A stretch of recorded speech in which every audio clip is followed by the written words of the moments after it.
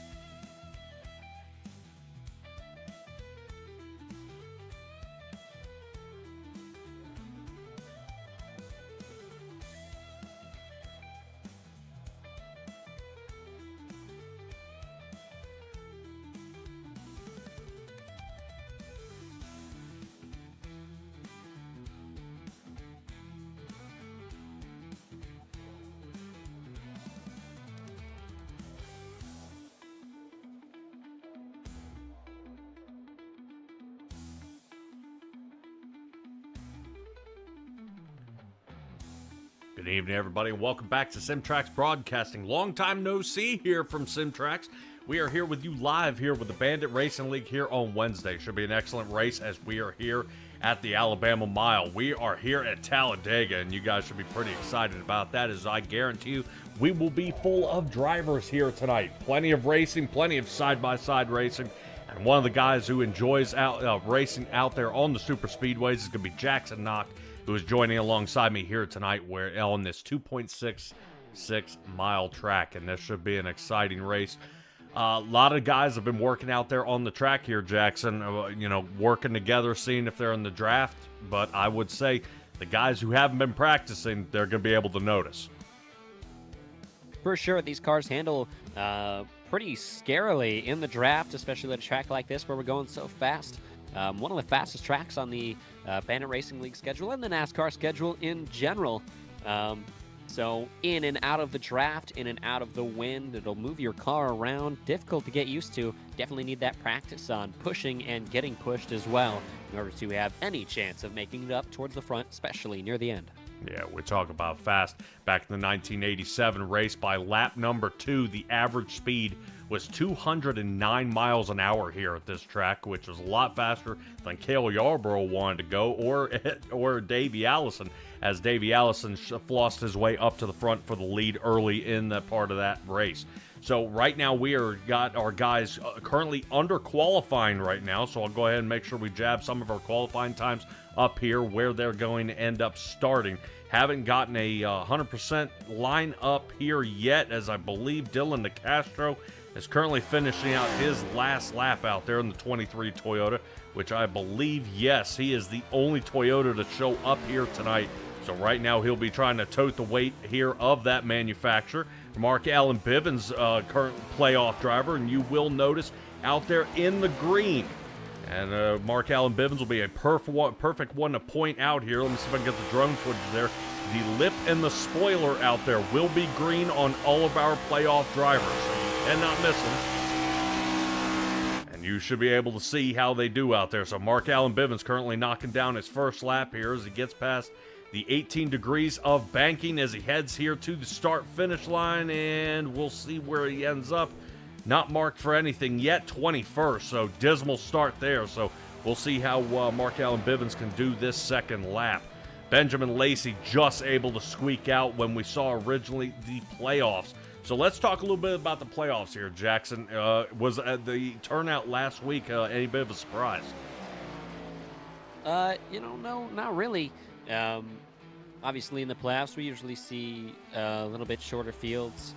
Not shorter, smaller fields. And field size last week, probably about 22. Was that what it was?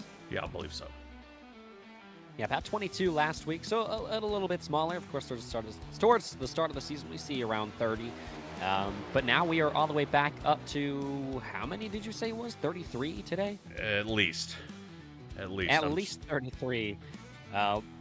People love super speedways. A lot of people feel anyone can win at a super speedway, and sometimes that gets proven right. A lot of these drivers out here really want a chance to take a win, even if it doesn't mean anything points-wise, as most of these drivers are out of the playoffs. There's only a select few that are still going for it. But still, to have your name on the big board and your car in victory lane is always very important to most of these drivers. Yep. Austin McGill getting his final lap down. Looks like 8th place is where he will start. Oddly enough, Chris Bassinger and Nick Nickerson and both their Fords will be starting in the front row. So excited to see how that is all going to work out. But we kind of keep our eyes here on the playoff. For the ones who have not joined in here lately, this is where we ended last week.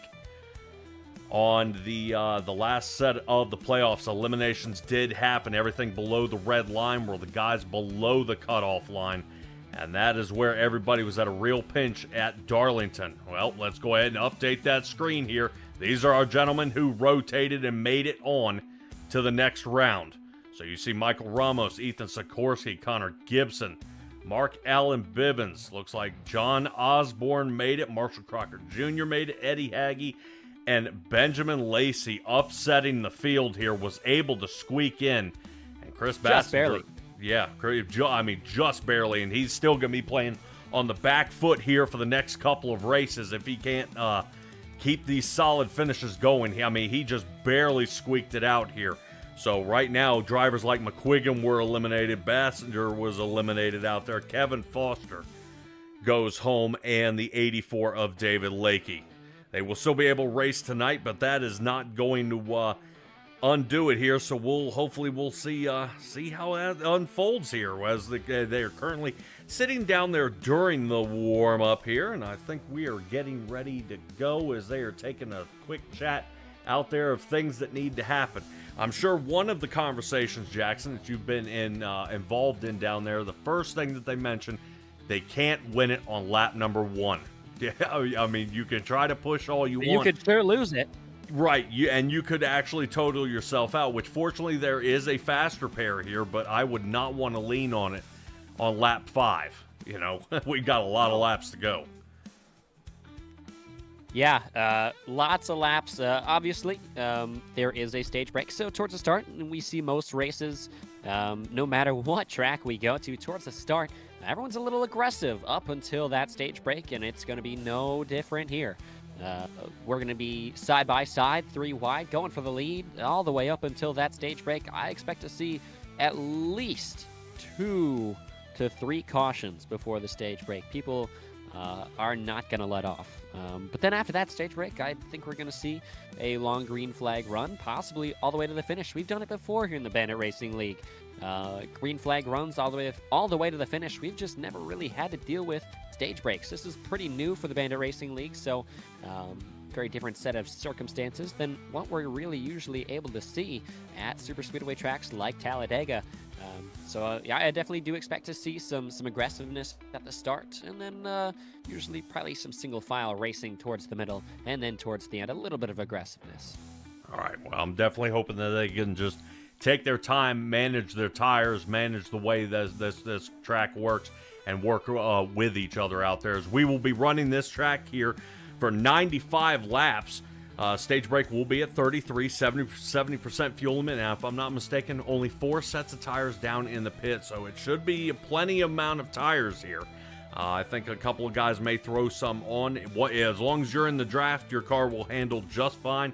It doesn't really seem to loosen up until guys start to door draft each other.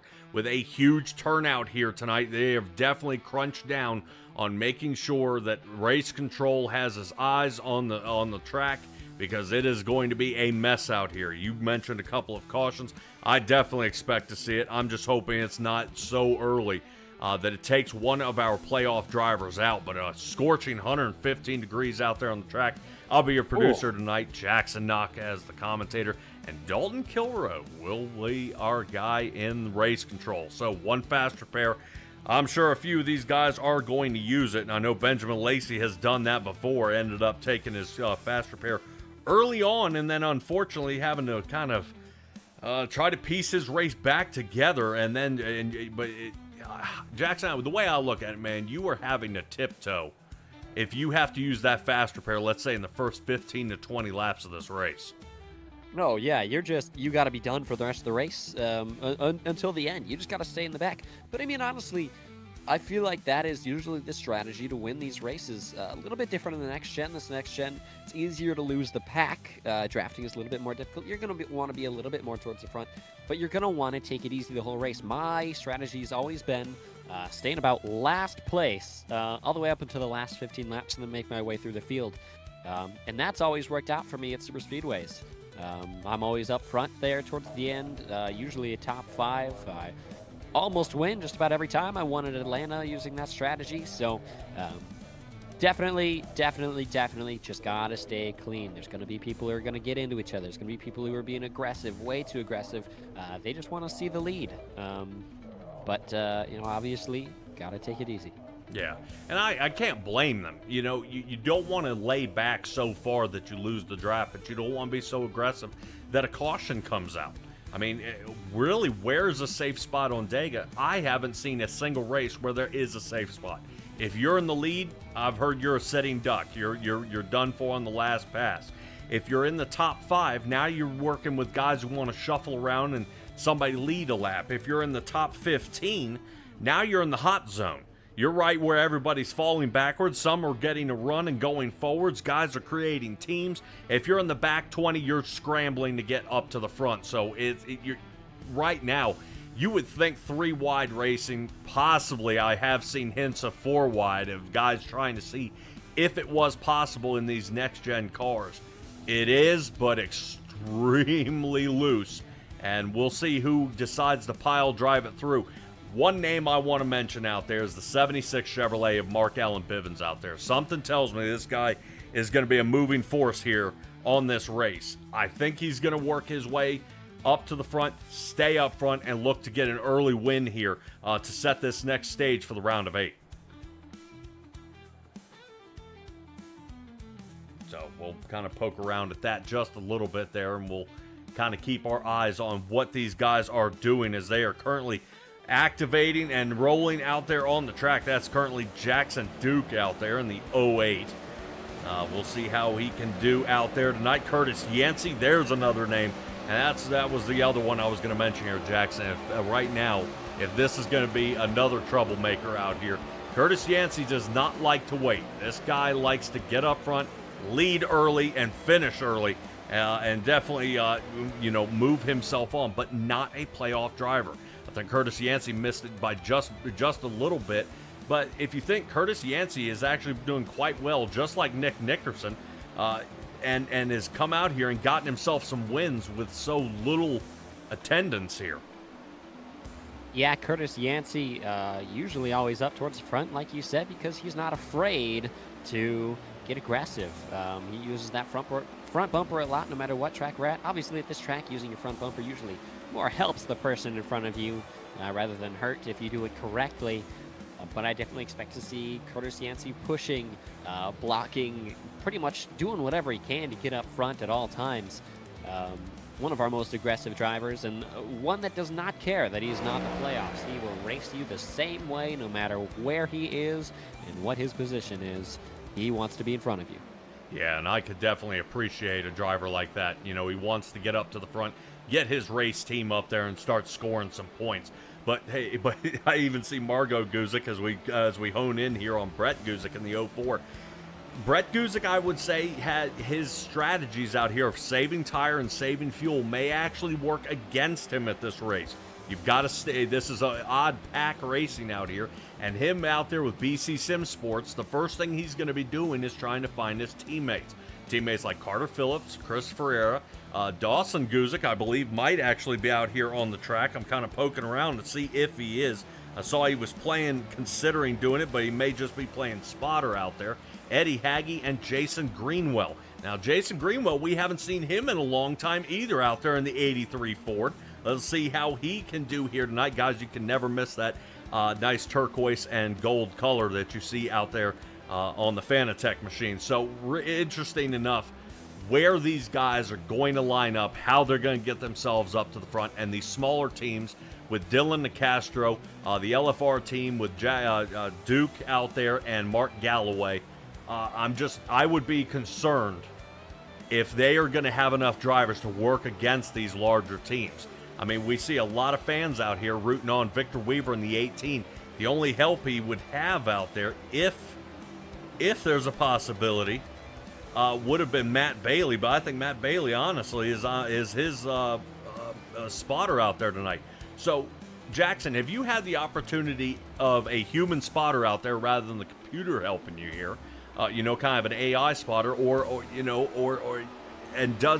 if you have, is there a difference? Can they help you out at all any better, or is it kind of an even trade? Well, you know what? I would say it's a little bit more even. Obviously, there's always human error when it comes to spotting with an actual person, but at the same time, there's errors with the iRacing AI bot a lot of the times. However, me personally, I always have my spotter muted. I'm real good at using my mirrors, so I'm not much of a spotter guy. So I feel like anytime you ever ask me any question, it's never the answer you expect. No. But that's I guess that's me for you. I don't like to use a spotter. I have the words pop up on the screen, and every now and then, every word has a little bit of a different length. So in the corner of my eye, I can kind of see the length of the word and understand which one it is. But either way, I usually just try to stay very vigilant and use my mirrors, and honestly, I think that helps me a lot more than just trusting a spotter. Obviously, I come from a background of dirt racing where I don't have spotters or mirrors either. I don't even have mirrors, so I gotta be very observant of my surroundings and try to pay attention to where people are. So it translates. Wow. Okay. I was gonna say last week the cheese. This time no spotter. I don't know how much more I can do with this. I was gonna say pray. Please tell me where you run dirt, because 90% of the guys who run dirt, there's absolutely no spotter. But here at a track like this, I mean, we're going to be playing a game of a couple fenders and inches out there, and that is going to be especially tough out there for these guys. So let's go ahead and take a look at our starting lineup here for tonight, brought to you by LAT Racing Oils. Chris Bassinger starts in that number one spot with the number one car. We'll see how Nick Nickerson does starting to his outside. Moving on to Connor Gibson, as they are having currently trouble there on the inside line. Connor Gibson will be starting third, and Mason Flagar fourth. Moving on, Michael Ramos fifth, Ethan Skorski sixth, and row number 4 moves on to Eddie Hagge, another playoff driver, sitting seventh. He'll be starting to the inside of Austin McGill. Glad to see Austin McGill coming back, getting in the number 10 car. Carter Phillips is 9th, David Lakey 10th, Marshall Crocker Jr. is 11th, and Brett Guzik rounding out our top 12. 13th is Jason Greenwell in the 83. Jackson Mummert is 14th in the 52. And 15th is Curtis Yancey, the 51 car. John Osborne in the 81 is 16th. 17th is Matt Crockett in the 15. The 7 car is Benjamin Lacey. He's in 18th. Behind them is 19th Kevin Foster in the 8 car. Dylan Castro in the 23 in 20th. 21st is Ricky Hart Jr. in the 28 car. Bill Harkins on his outside in 22nd in the 11 car. Mark Allen Bivens starting in 23rd. He's the 76. 24th is Victor Weaver in the 18. Starting in the 25th is Christopher Fiera. 26th is Hayden Paul. 27th is Paul Wilson. 28th is Adam Tahan. Jackson Duke in 29th. Mark Galloway in 30th. 31st is Zach Christener. In 32nd, rounding out our field, is Michael Lovelace. All right, great job there. We are getting everybody smushed onto the track here. Looks like Hayden Paul and Michael Lovelace may be showing up a little bit late here. Don't think they may get behind the wheel, so that is going to give me a solid 30 drivers here for tonight as we get ready to get this one going. Drivers lining up to kick off the Lady Chaos Racing 95. Here we go. Flag waves as they head down the front straightaway in a big pack for the first time. Most of them just trying to figure out how it feels in the draft. We got 2 cars on the high side of the bottom. They're going to try to use that bottom lane. We usually see that high lane show up more later in the runs. Oh, sideways was Sikorsky. Not Sikorsky, and that was Bassinger there just for a moment, heading down the back straightaway now. Yeah, very tough here as we already see guys shuffling in and out of the top 5. Nickerson already up to the lead. Mason Flagar sits in second. Ethan Sikorsky is third as they dive into turn number 3 with 33 degrees of banking. Side by side they go, and it looks like the 72 of Mason Flagar might be able to get a little clearance to his outside. Nickerson gambling here for that for the number 1 spot to see if he can lead lap number 1. He's going to do it as they cross through the 18 degrees of banking on the dogleg, and across they go. So not bad as the tri-oval here. Nick Nickerson has got this thing figured out, but we are already starting to shuffle 3 wide here in the back, and it looks like we've got some bumping and shoving around the Bill Harkins area.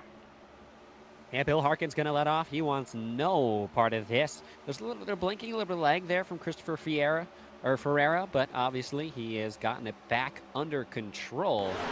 But most of these drivers just trying to stay alive back here, trying to save a little bit of fuel, trying to use the draft to, obviously when you're in the draft, on your front bumpers, you can give a little bit less gas, save a little bit more fuel towards the back than you can in the front. Most of these drivers towards the front are full throttle. So definitely something to keep an eye on later in the run when it comes to pit strategy. Mason Flagar looking to aim for this lap lead. He does. Flagar gets lap number 2 as we get out in front. Also in the draft, something to keep in mind. Jackson might have been getting ready to round up to. Yes, we're able to save a little bit of fuel by getting behind somebody, but what we're also tumbling around with is overheating problems. Talk to us a little bit about it out there. Yeah, overheating is caused by not enough air getting to the radiator. Obviously, of course, there's less air hitting your car when you're behind another car because the air goes around that car like a spear and goes around you as well. So that means less air is hitting your radiator. You have to get out of the draft sometimes and get a little bit of air in your nose to hopefully save yourself from blowing up your car. We've seen it happen before. We've seen it happen in real-life NASCAR drivers as well as in the Bandit Racing League. Gotta keep air on that nose. All right, well, somebody else has got it planted pretty tight here to Mason Flagar's rear bumper as the Sour Patch Kid out there with Connor Gibson getting back in the number 31 Chevrolet out there. Right now, with the inside line has been failing here for the past couple of laps. Rolls on backwards. Connor Gibson now down to the 10th position. That's the lowest spot he's been at so far, and he's looking to fight his way back to the front. But boy, if we see some blinking here in the middle. One time about guys to pucker up. I would not want to see a driver missing in front of me, especially when it's oh so critical where you push on the driver in front of you and how close or how far away you get. As the driver right now, Brett Busick here on the outside. That should be him giving Eddie Haggy in the 97 Chevrolet a shove, trying to get both of them into the top 10, but only Eddie Haggy holds on tonight. Yeah, these drivers on the outside trying to make that outside lane work. As I talked about earlier, that outside lane can work, but everyone, just about everyone, really needs to be a part of it. Otherwise, that inside lane will just prevail unless they can get it going on that high lane. Everyone needs to be included, and it's more of a team effort to make that high lane work. But once you do, that high lane will be faster than the bottom lane until it decides to break up once again. And Crockett knocking down the fastest time here of the night with a 49.04. That is impressive speed. That currently is showing me about 3/4 of a second faster than anybody else out there on the track. And Matt Crockett scrambles to get back to his original qualifying position. He's only lost a couple here and has a few more to go to get back up to the front. Mark Allen Bivens is around that area as well as he's sitting down on the bottom as he gets underneath. Currently, Chris Ferrero is currently blinking out pretty bad. So once again, that mobile machine is having trouble for another race to stay connected on the track. You'll see him there in the 13. Give him right now, that is Guzik, a shove. And fortunately, he stays connected here so far. So all good here on heading into turn number 3, but we're hoping that Chris can stay connected and not drop out. Yeah, these cars have very big spoilers. They're able to give each other pretty hard bumps, as well as the very wide tires in the rear. They have a lot of support and structure in the rear that keeps that car under control. Very different from the Gen 6 or Xfinity car. These cars have much wider tires, which make it so that they can push each other a little bit harder. More rear security in the back, as well as the spoiler catches air and puts more pressure on those rear tires to keep the car grounded in the rear. But obviously, the more grip you have, the worse it is when you lose it. So when these cars go around, there's almost no saving them, but you got to find that edge. One driver we were talking about earlier today, Curtis Yancey, talk about his aggressiveness. He's already got a lot of damage on his front bumper. I was just about to bring him up, and you moved right to him. Good job. You just seem to know what we were talking about.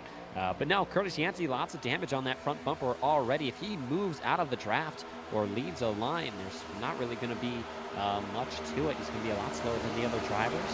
A little bit less aerodynamic. He's a bit flat pushed in. Fix that when he gets to a possibly caution flag or a stage break.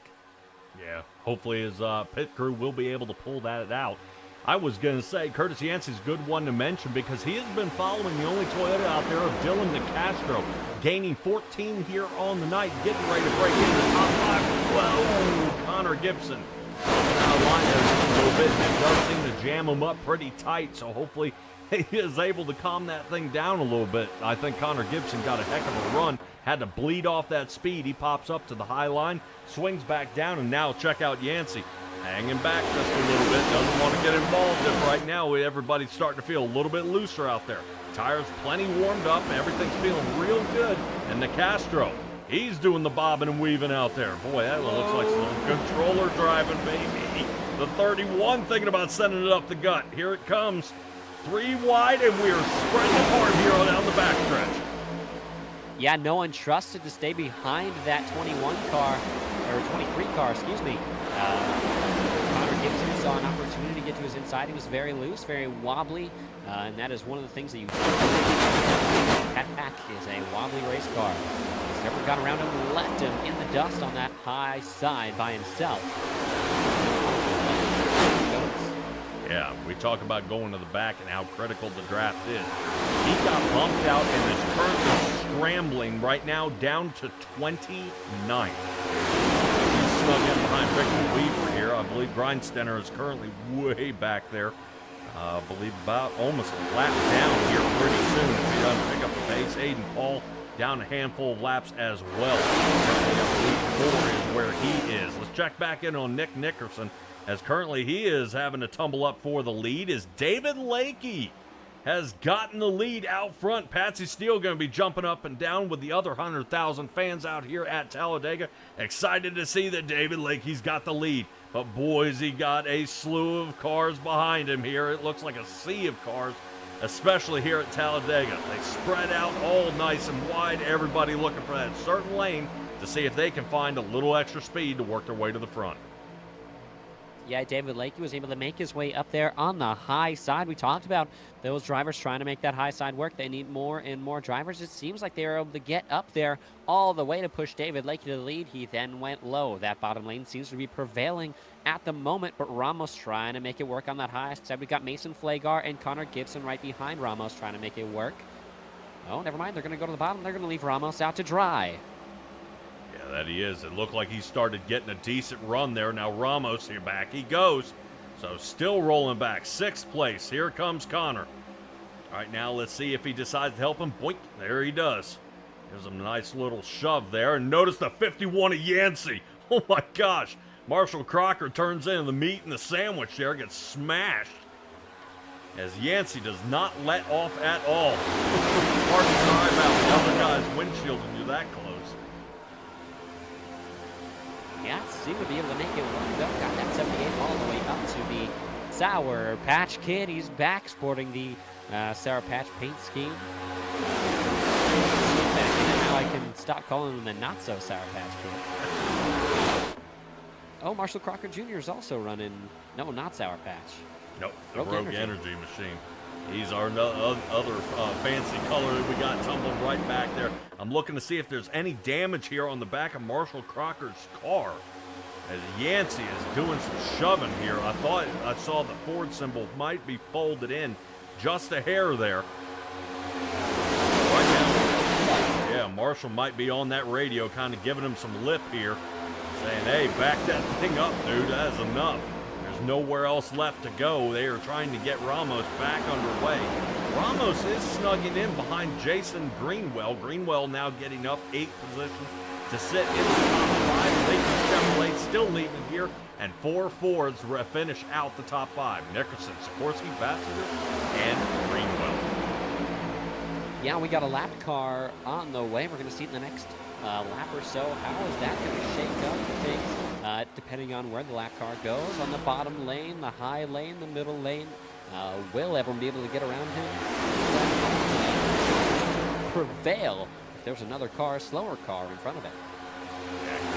David Lincoln pulled out this lead as the outside lane does seem to be. Oh, someone's engine blew. Nick Nickerson, his engine is gone. Trying to hold it. Around he goes. He brings John Osborne around. Carter Phillips around. Here comes Jackson Duke through the field. Caution flag waves on lap 14. We talked about earlier, you gotta pay attention to your engine temps, your water temp, your oil temp. He was not paying attention to it. That gauge cluster usually tends to go red when it starts to get real hot. But no, it was just giving it too much gas. We saw the smoke coming out of the exhaust pipes of Nick Nickerson. Carter Phillips went heavy into that outside wall. Now smoke coming from his engine as well. Another blown engine. All right, and that's also what we were talking about as well. Guys having to take that fast repair so early here. And unfortunately, it does look like Carter Phillips will be going to that. Nickerson getting some help out there from Ricky Hart in the 28. And go ahead and see if they can give him a shove up there and see if he can get through. Robin Allen saying, yep, that was expected. And we'll take a look back at our yellow flag here in just a moment.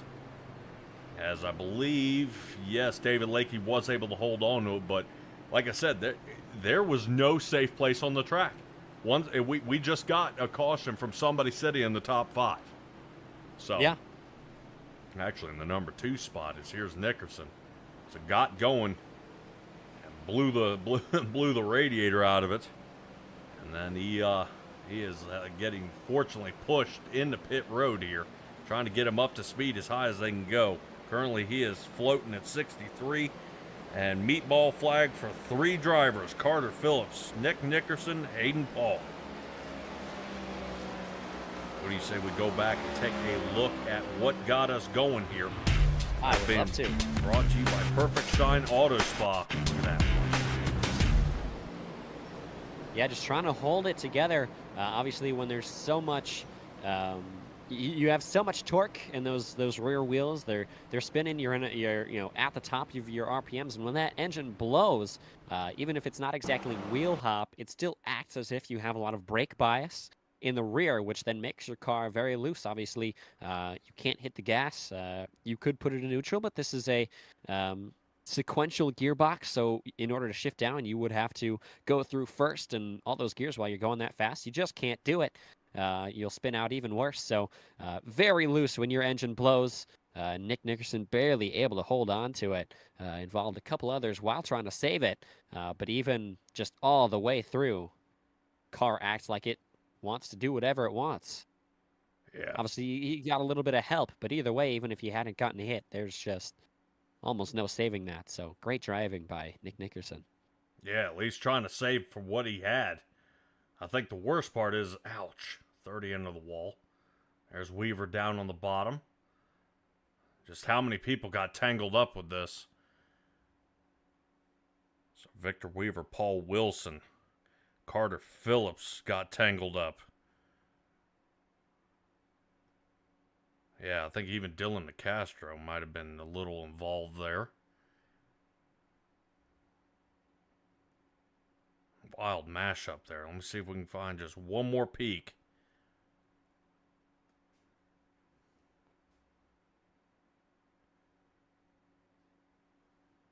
Look and see if Mason Flagar. Look how Bivens just avoiding it all. John Brett Osborne. Guzik all the way on that high side as well. All of those cars driving around on the high side. I would like to watch the onboard of Jackson Duke. Dude, I was just getting ready to ask you that. I was going to say, did you see he never let off? No. We've seen that from Jackson Duke multiple times. He's got the me strategy. I never let him off usually either. I see positions and I go for it. Oh, man. Yes! Holy crap. Yes! That is how you do it. That's one of the best onboards I've seen in a while. Oh, my gosh. He went high, he went low, he went high, he went low. It wasn't just luck. He saw the holes, he saw the gaps, and he went for it. Great driving by Jackson Duke. Excellent job here. Fun. I want to see Adam Tahan. I have a request out there in the chat, seeing what happens to him here. Oh. Good save. Oh, and then everybody folding out. Oh, and they blinks out? No. Well, that might have helped him, actually. Holy cow. So he survives. Everybody working and getting back underway here. Pace car is... Lights should be out here. Everybody's starting to double stack again as a few drivers, actually everybody, came down into pit road. Looks like most fuel and go, and back out they go. Onto the track, Michael Ramos looks like he's our first driver to take 4. I would love to get a hold of this guy from LFR. That was the most insane piece of driving I've ever seen. Jackson Duke, you got a copy of me here, buddy? Yes, sir. I got you. That was the most insane ride along we took. Why did you not lift? You know, I saw a gap and I just hammered down and started picking gaps and was hoping I didn't get anybody. That is how you do it. I love that type of driving. I feel like I'm the same way. So to see someone else do it, especially with the same name, carrying the same energy, as well as running one of my favorite numbers. So you're out there. I'm rooting for you. That was awesome. All right, thank you guys. All right, good luck out there, buddy. Holy cow! So Jackson Duke, with all those slinging through that he did, depending on when the caution came out and his pit strategy here, that's now going to move him up to the 15th position. So that works out really well for him. Perfect Shine Auto Spa brings you our caution replay. We're getting ready. There you go. Pace car heading on off.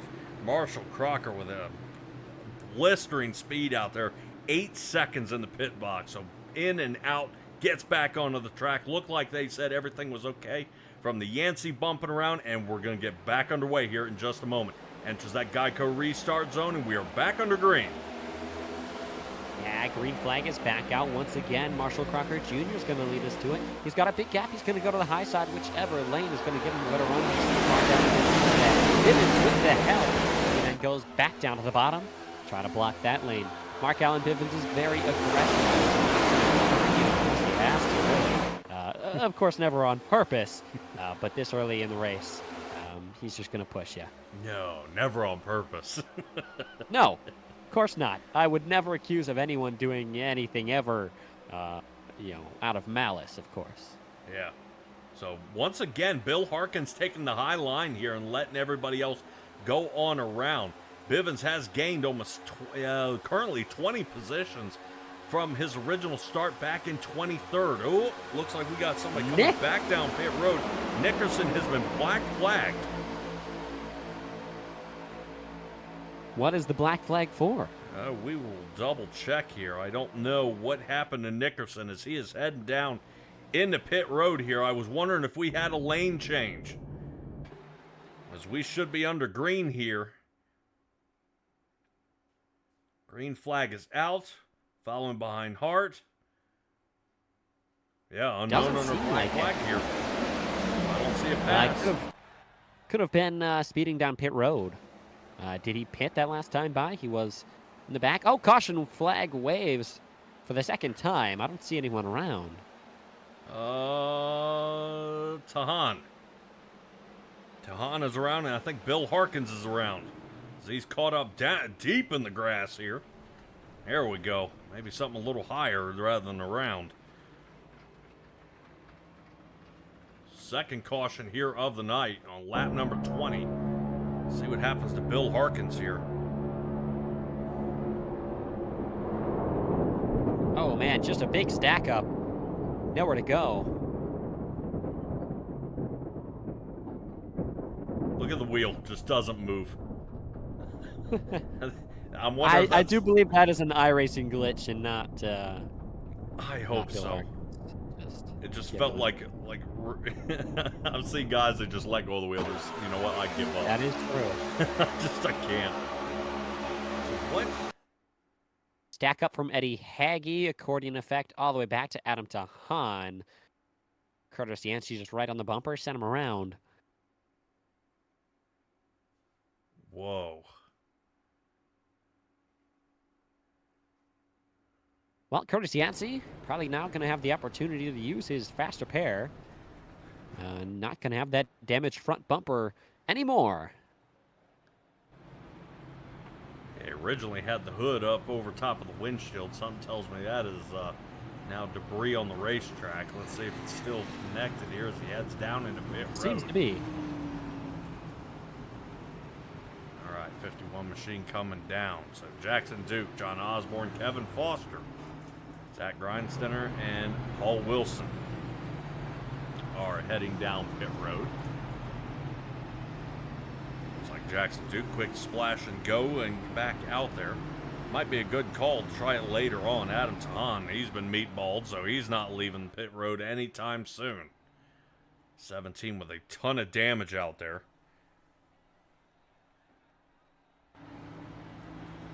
And Bill Harkins has taken it back to the garage. Oh. That's unexpected. Has he been involved in any incidents other than that one? I don't believe so. I believe he was able to squeak by our first caution. He might have forgotten possibly to check his fast repair to use it. And then once you get in your box, if you forget to check your fast repair, it keeps you there and fixes all the damage naturally. And it'll take some time. There's a chance he got stuck in that process and decided he did not want to go a couple laps down and just left.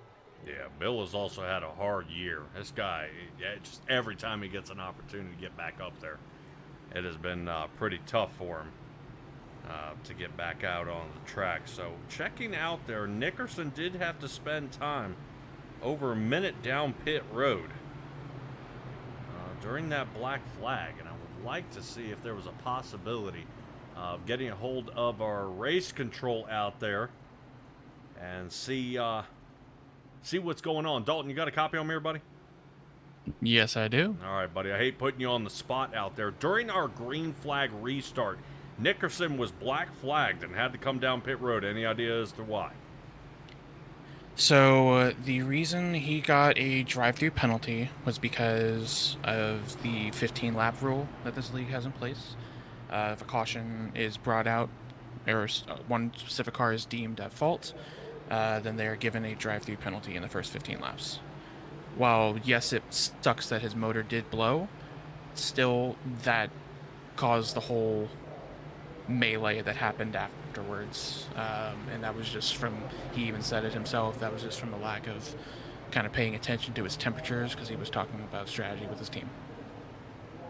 Wow. Well, yeah, we've seen Nickerson come back for some wild stuff, but this is going to be a heck of a hole he's got to dig himself out of here. Being unfortunately lapped down, I think Yancey might be as well. Dalton, awesome job here, buddy. I'm really appreciating you giving us a little bit of feedback here, buddy. Yeah, of course. And actually, Nick is the only car I lapped down as of right now, or at least what it's telling me. Okay. So I believe he might be okay. Yep, Yancey's at full speed, currently 175, wrapping around the track. He's currently getting up to the lap 21 here, so Nick will be on the back foot here. Dalton, good luck to you, buddy. These restarts and these cautions got to be getting ugly here. Hey, we'll see. It's Talladega. Anything can happen. I have faith in these guys, though. I feel like we can get a good green flag run in. Some guys just need to settle it down a little bit and be a little more open to communication. There's plenty of that. It's just not the communication they want to hear. They just need to just remind them to keep their hands inside the race car. All right. Yes. No Carson Hocevar moments. Yeah, there you go. There you go. All right, Dalton, good luck to you out there, buddy. Thank you. All right, everybody. That's Dalton Kilroe, currently our race control here for the Bandit Racing League. I appreciate him kicking it in here and bringing it up. We had 2 race controls last year, one of them being Lady Chaos out there, Nicole Krazel and Bradley Shin. They have taken a hiatus here from this season. I don't blame them. Every once in a while, you got to step back just a little bit, and they might be able to, might get them to return here. So, Perfect Shine Auto Spot gets their second caution here of the night. Marshall Crocker and Mark Allen Bivens looking to get back under green, crossing the line. There we go. Boy, Mark Allen Bivens just passes him as they get right there. So I think Mark Allen Bivens was holding the accelerator and then waited a little bit longer to shift to make sure Marshall Crocker could get across the line first to avoid a penalty. Yeah, Connor Gibson was on that bottom lane. He thought about pushing Marshall Crocker Jr., decided not to, decided to hop up to that high lane, started pushing Mark Allen Bivens. Bivens now moving down to the bottom lane, leaving Connor Gibson out to dry. Mason Flagar now to the bumper. Connor Gibson and these are all teammates. Connor Gibson isn't exactly a Young Guns teammate, but he's friends with the Young Guns team, so all going to help each other out when they can. Yep. Young Guns consisting of Adam Tahan, Jackson Mummert, Mark Allen Bivens. I think Connor Gibson was in their team in the past couple of years, or past couple of seasons, but has stepped back and gone ahead and rolling the Zero Foxtrot out there. So we'll see how we can do. Check out this outside line. That is not working there for Chris Bassler. Currently, he's trying to come up with something, getting some help there from Austin McGill. McGill looks like he has sold himself into that position and not giving up. Wow. Yeah, Bassler might trying to run that high side. Yeah, I'm wondering if he needs to snug down again. See if I would say so, especially this early in the race when it's really only 2 people working up there together, with alongside all the side draft of the cars below them, pushing them farther and farther back. Definitely not going to work up there by themselves. But I can take this moment to describe what side drafting is. Side drafting is when you are put your right front wheel close to the door of the car next to you. It pushes the air off the sides of your car onto their spoiler, depending on how well you line it up on the side of the car next to you. Pushes air into their spoiler as well as into their wheel well. It slows them down and lets you cruise right by them. So when an entire field is passing you on that bottom lane, spoiler, it's slowing you down even more. Change of lead goes to our Canadian of Connor Gibson out there, the 31 Chevrolet out in front, and he is pushing his way up there. Right now, everybody seems to be following. Connor Gibson getting a little loose here, in and out of the turns.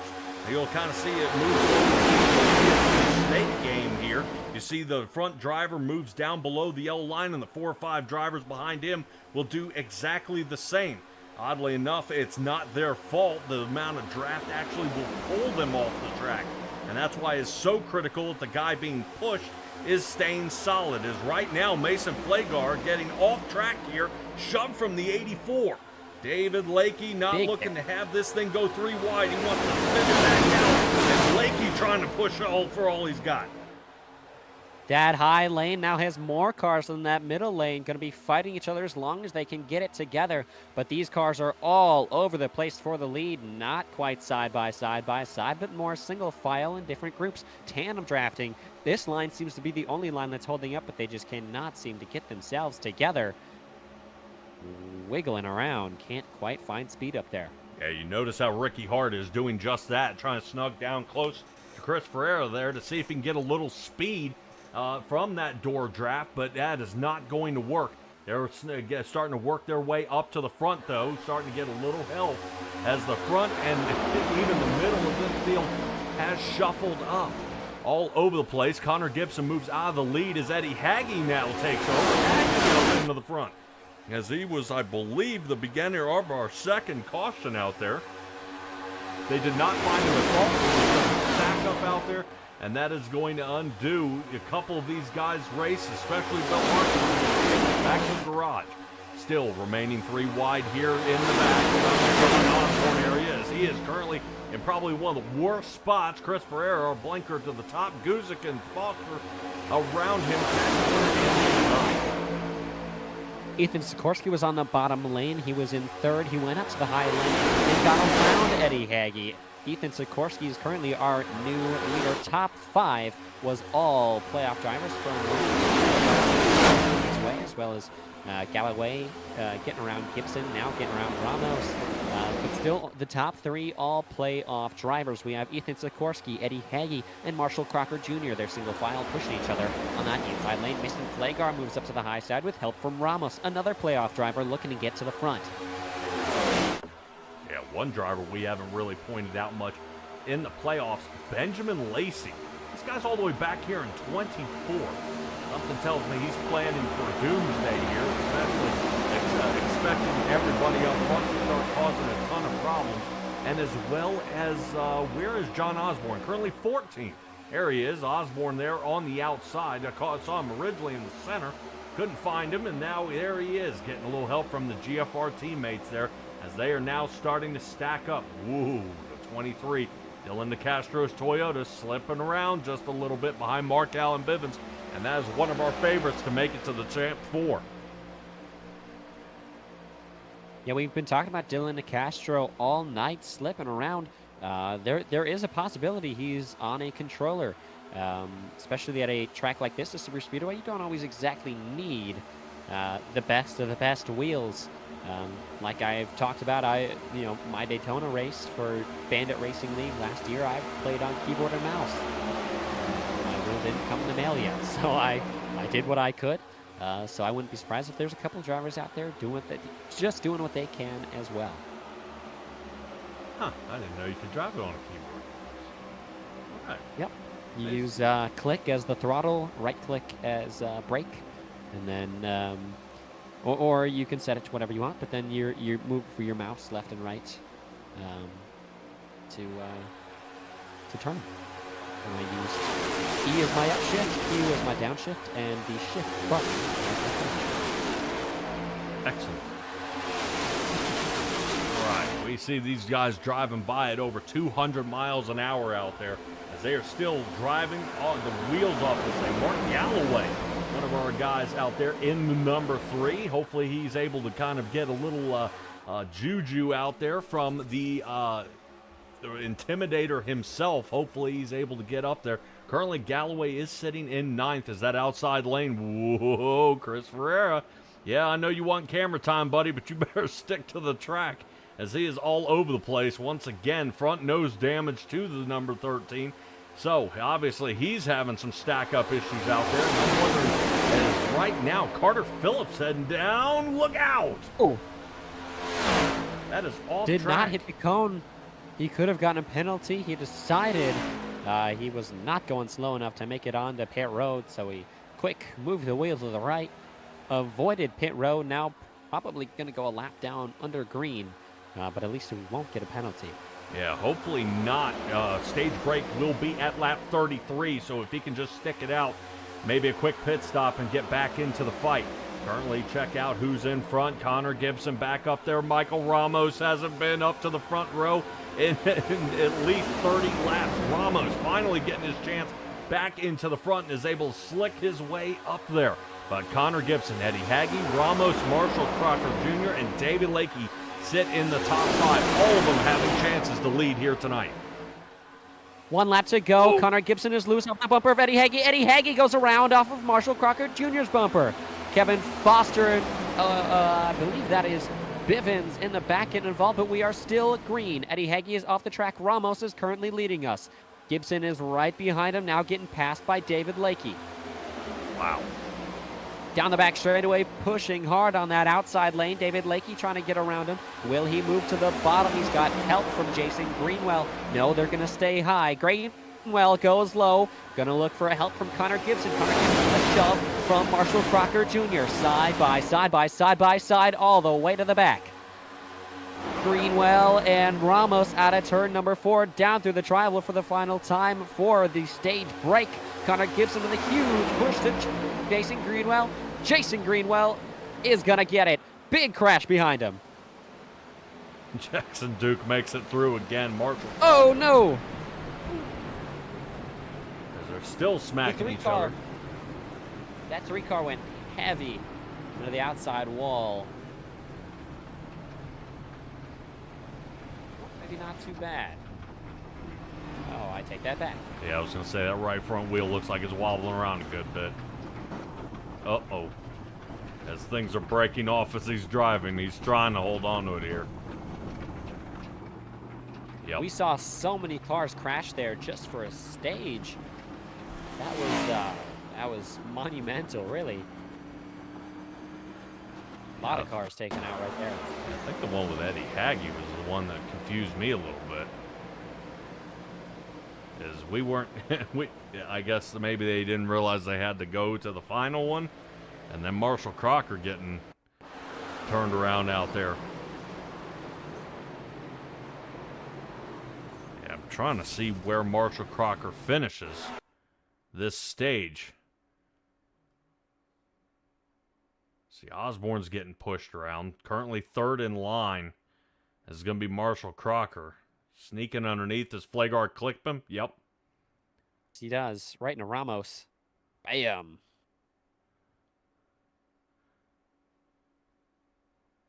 More cars involved up in front of them. Yep. That 3 car going to get involved with John Osborne. Bam. Bad hit right there. And I would say, man, we're racing to the stage. This isn't the win. And now we've got guys already wasted their fast repairs now.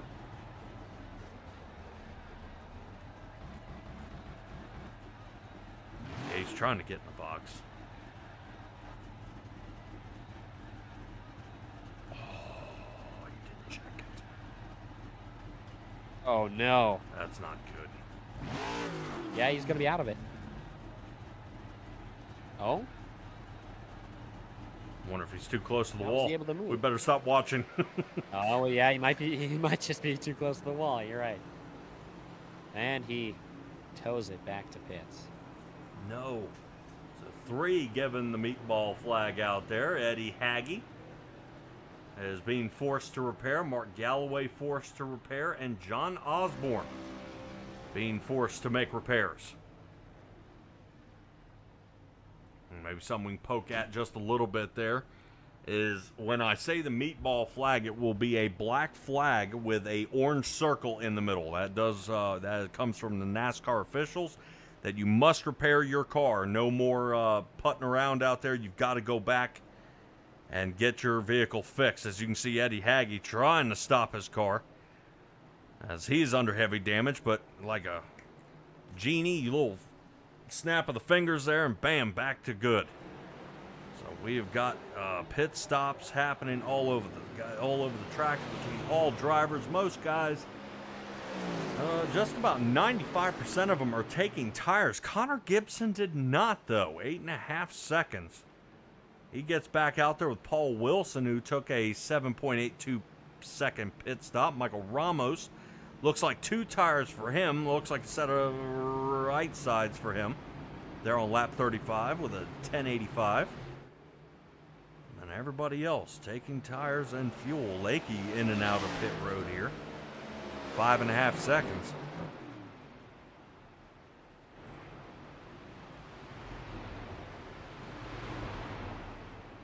So once again, I'm wondering, Jackson Duke. This guy's a full send it kind of guy.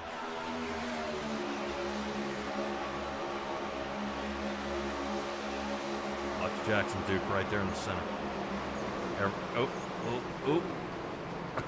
Okay, he's still able to get out of there.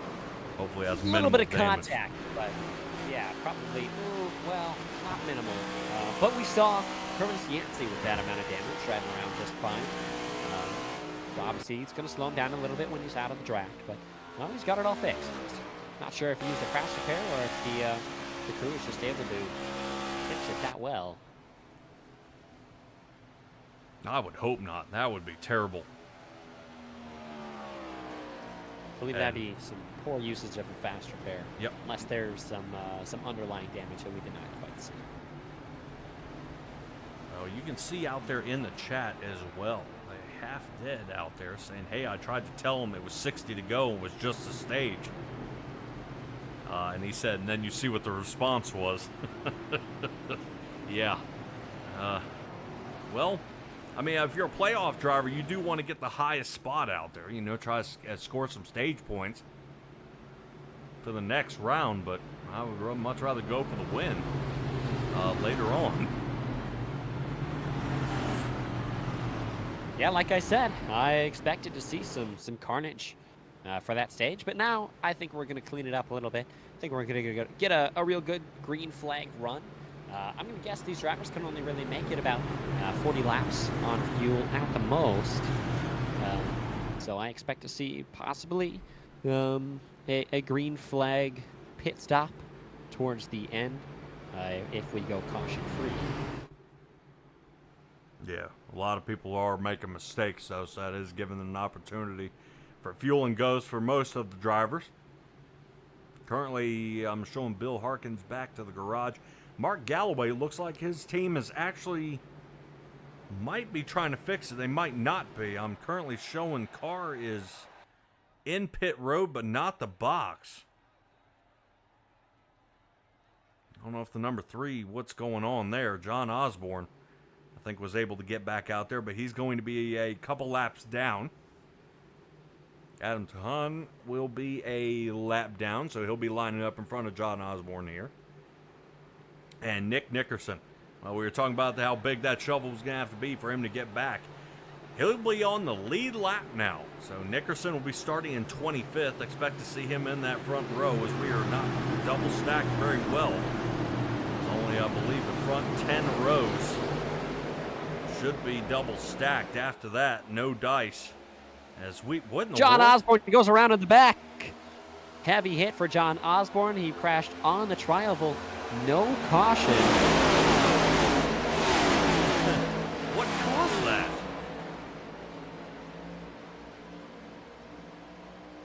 All right, you only take a quick peek before we get too crazy here. What gets John Osborne here? Oh, he gets dumped. Off the bumper of the 17 car. Who's the 17? Adam Tahan. Adam Tahan. Holy cow. Gets dumped there right at green flag. And, okay, well, race control don't want to do it, and we ain't do it. All right, Connor Gibson remains in the lead here. Yeah, Connor Gibson had the lead on the start. He's able to continue to hold that lead on the bottom lane. Like we've seen so many times before, when they really put the work in that inside and outside lane. currently. That outside lane not quite put together as the inside. A little bit wobbly on that high side. Oh, we have the 94 of Ethan Sikorsky. He wants that outside lane. He wants to get to the lead. Yep. Well, as the 94 of Ethan Sikorsky slides to the outside, it creates a little vacuum there for Victor Weaver in the 18 Chevrolet. Currently, he has moved up to the 3rd spot. He's battling along side by side there with Ethan Sikorsky, though, as those two tangle back and forth for 3rd and 4th, as currently the inside lane is starting to slow down a good little bit. Oddly enough, Victor Weaver does need to start pushing here, or otherwise that inside lane will start falling apart.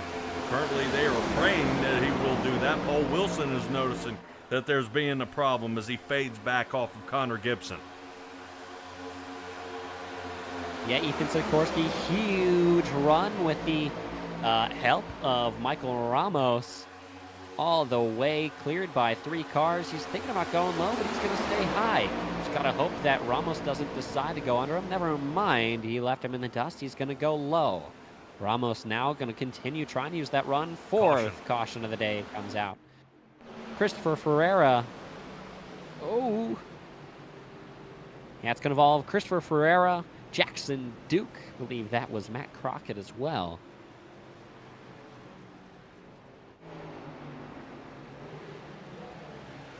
Uh-oh. Remember we talked about that fast repair. Oh, no. He's giving a little wiggle now to see if that car is still in one piece. Tell you what, that is one thing that's real nice about having a human spotter is being able to know how much damage you have. In the Bandit Racing League, you're not allowed to key up on the mic and just ask anybody how your damage is. Only your teammates can tell you.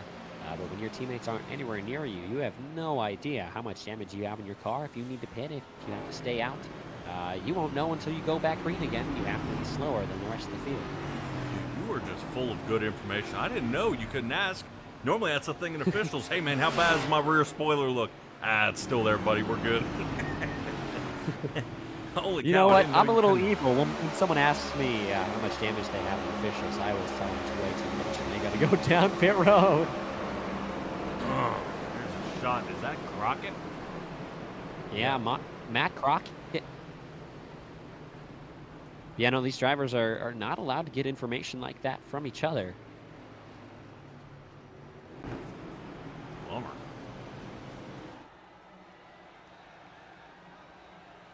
A little bit, but it's kind of cool. I kind of like it.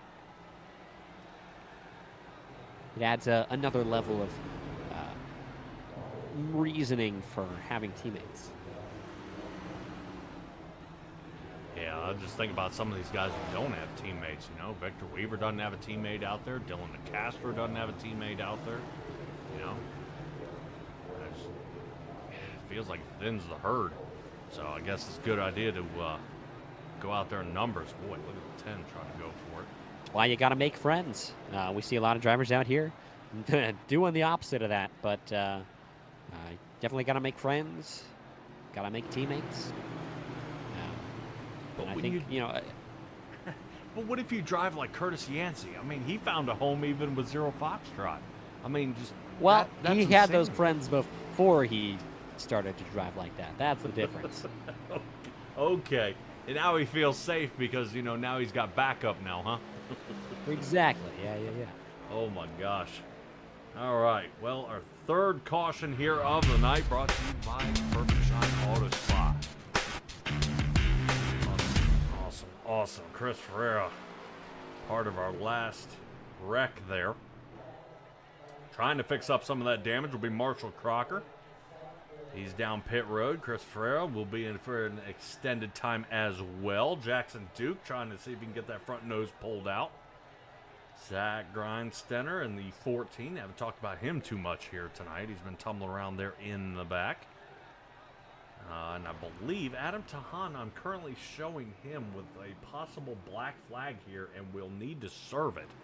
I'm wondering if he's been dished out that black flag for the original race caution, or the green flag wreck that we saw on restart, which unfortunately got John Osborne out of shape, which he is now sitting down pit road and working his way out now. Boy, the way that paint on the tire, what makes that right front look floppy. It does. I was like, oh no, John, don't leave. All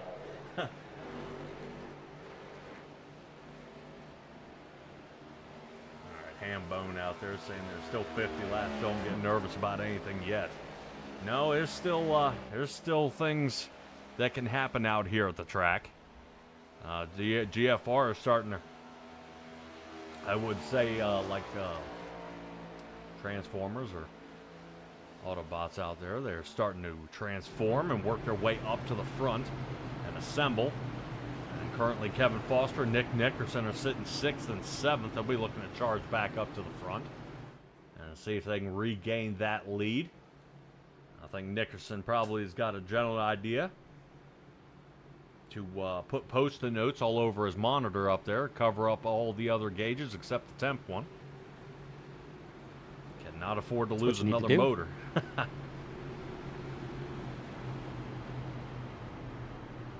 I know, I've always wondered in an open setup when you were here at a super speedway, is it best to put tape on or take tape off? If you're pushing, I would assume tape off. If you're leading, tape on.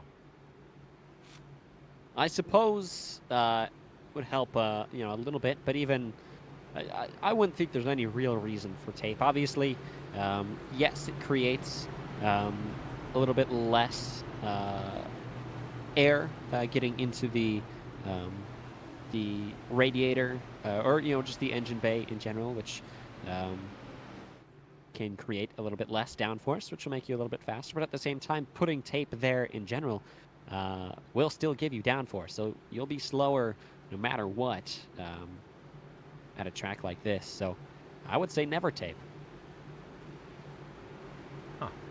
Well, also in these new next gens, that front splitter is adjustable out there. They can't make some slight adjustments out there and see what they can do. But kind of once it's set, it's set. And that was the good thing about tape, is you were able to add a couple miles an hour or able some front downforce out there.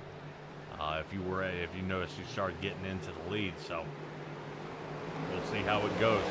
Got Bailey out there rooting on Victor Weaver, as Victor will be starting in 3rd. Yeah, heading into turns number 1 and 2, we keep on seeing the leader just pull away with great restarts. Looks like this one has much longer gears. The RPM's a little bit harder to get up there, so it's a little bit harder to get the jumps, but Travis seems to be able to do it. We're 3 wide. Connor Gibson looking low. He's going to move that 18 out of the draft. All the way to the back he goes. Connor Gibson, big shove to Kevin Foster. They both want the lead. Kevin Foster going to be our new leader. Both Kevin Foster and Connor Gibson clearing for the lead. Michael Ramos also wants to clear. He's going to be able to do it. 3 cars underneath a blanket on that high lane for the lead. Will they go low or will they continue to stay high? Connor Gibson goes low. Ramos joins him. Kevin Foster now losing time. Oh, never mind. They're going to let him in. Yeah, Foster notices he's getting ready to get on the back foot here. Slides it back down to the bottom and almost takes the front nose of Connor Gibson off. Gibson doesn't let off the gas pedal, gets back into the 8 Ford and starts shoving forward. Gaining 18 positions for both Foster and Nicastro. Nicastro is the outside line. 23 Toyota charging back to the front. He's got the lead here, but just for a moment. Yeah, Nicastro, your current leader. We saw him being very wobbly earlier in the day, but now seems to have control of that machine. Now moves down to the bottom. We're 3 wide, 4 wide at a turn number 4. Making it work on that high side is David Lakey and Curtis Yancey. Mark Allen Bivens saw a gap there. He went for it, was able to make it work, got around Mason Flagar and Ramos, now trying to make it work in that middle lane. Still 3 wide. We're going to have a 3rd lane looking for the lead. Boy, squeezing on by right now. Kevin Foster is the only one pointing out front as they all battle, sitting right behind him here.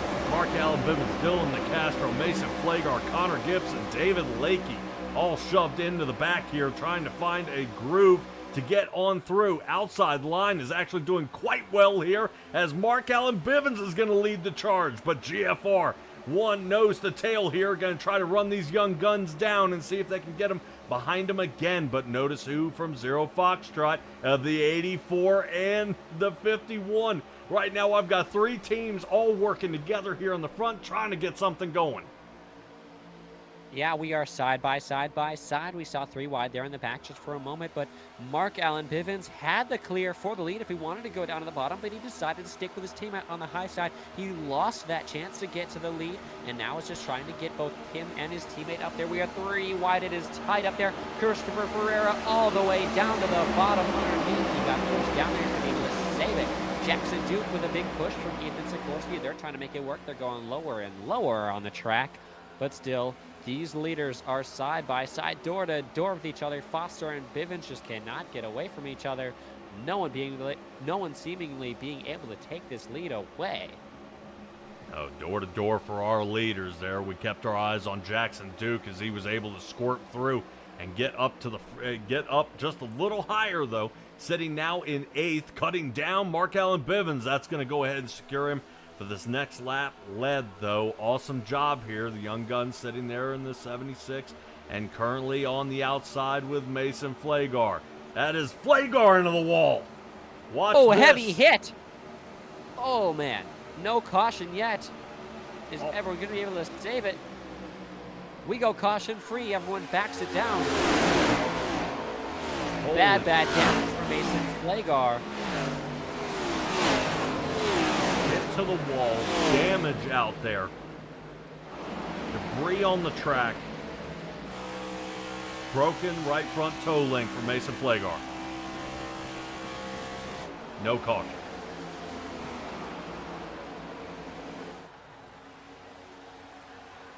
That's going to make Patsy Steele happy as David Lakey is now taking over the lead back out front again.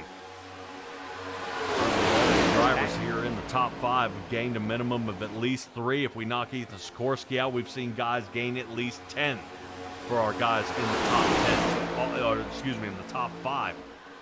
So pretty interesting here. Now we've separated this field. We've got the clutch of guys up front here, the top 12. Jackson Duke and Jason Greenwell rounding out that. And then we roll back 5 seconds to find Michael Ramos, who was also involved in that tangle up that you saw as he was getting bumped around a little bit. They're checking with the spotter there on his right front fender, making sure he's going to manage. And hopefully Chris Baxter and Victor Weaver and Carter Phillips can all get him back together. But I would say this group here is going to be the ones to catch the group before, and then they're all going to try to chug back forward and regain back with that lead pack. Yeah, they definitely got to work together hard. A lot of drivers, when it comes to these circumstances, just keep on trying to pass each other. Cars, that's Christopher Ferreira. Makes it very difficult to try to work with each other. Those 4 cars in front of them seem to be able to do it well. That is Ramos, Bassier, Weaver, and Phillips. This group back here seems a little unorganized. We have 2 cars on that outside lane, John Osborne and Ricky Hart Jr. Yep. It does seem they're a little off kilter a little bit here. I'm wondering if somebody's trying to figure out if who's better at leading. Well, it looks like Victor Weaver sits in the last spot. Carter Phillips needs to catch up, though. And I am currently looking at Mason Flagar still out there on the track. After his fast repair gets back out there, and he's currently sitting in 26th. Currently a lap down, so he'll be the first one to get his lap back if a caution is to come out, as he is currently beating John Osborne by 5 seconds from him getting back on to the lead lap. So tough running here as Curtis Yancey now pushing David Lakey there in the front, and their Chevrolets are trying to run away. Now the top 3 all Chevrolets, Lakey, Yancey, and Bivens. Bivens the only one in the top 5 in the playoffs trying to make it work for him. Has a little bit of help from that 10 car of McGill. He moves to the high side, but no one joins him. Yeah, that almost looked like a really crummy push there. Looked like Mark Allen Bivens was actually saving the car as he started to slide a little bit. Goes to the top, and then Austin McGill goes ahead and works underneath of him. Goes ahead and starts pushing his way back to the front. But honestly here, Jackson, kind of looking at the overall, I am noticing our guys starting in 13th are not gaining. They're actually losing more and more time here. They are now at 6.5 seconds off pace. Man, in a lot of cars, sometimes, like the Xfinity car, the truck, the COT, a lot of the times having only 2 cars is faster than the rest of the field. It's called drafting. With 3 to 5 cars, sometimes you're faster than the group that's all together because they're all side drafting each other or they're all battling each other. And usually if you're staying in a single file, it helps to just be able to have a smaller amount of people and get back up there. But in the next gen car, it just doesn't work that way. No matter what, the bigger group is always going to be faster working together, even if they are trying to battle each other. So at this point, this group of 4 is just trying to hold as much speed as they can and not go a lap down. Yeah, leading the third group, though, is going to be Brett Guzik. Obviously, you can see he's got some damage to the left front of his vehicle. Marshall Crocker, I think, might be suffering the same damage. By the 17th and 18th position out here. So we'll see how they can shuffle together. I would say if they're looking to get up front a little bit faster, they may need drivers like Paul Wilson to snug down a little bit closer to that inside line. That way they can try to streamline this and get back up to the front. I would love to see, although a caution did not come out, you might be able to get your green flag all the way to the end, because now it's just going to be teamwork of not racing each other to get position, but race to get back to the front. And hopefully see if you can regain these guys who are still knocking down times of less than 50 seconds here for 2.66 miles. Yeah, all these people in the lead group, I know if I was in that group, I would feel a little bit safer. Not want to battle too hard. I know that I only have to deal with these 12 people for the rest of the race, theoretically, if a caution does not come out. So just trying to stay in my position, stay clean, and just try not to let any of the other groups catch up. Just riding it out until the end when it really becomes important. Obviously, we are going to see a green flag pit stop at some point. So just trying to ride it out and stay clean. Yeah, and it would also be key is to figure out how to radio up drivers that are in your group, not just on your team anymore. Now it's in your group, and to figure out if that's going to be feasible. You know, if you're in only that group of 4 back there, Carter Phillips and Victor Weaver, you've got to all pit at the same time. They cannot separate. If they do separate, now you're stranded out there. And you saw even what happened to Mason Flagard. He falls all the way back. Yes, he is a lap down, though, but notice he was sitting in close to the second pack. He's actually, I believe, 4th in line in the 3rd pack. So less draft, less speed, and that makes him fall way back. Fortunately, they did pick him up instead of him just tumbling around out there on the track, unable to regain traction back out there. But hopefully he's able to get in there and contribute as he snugs in behind Benjamin Lacey, who's there in that number 7, sitting 19th.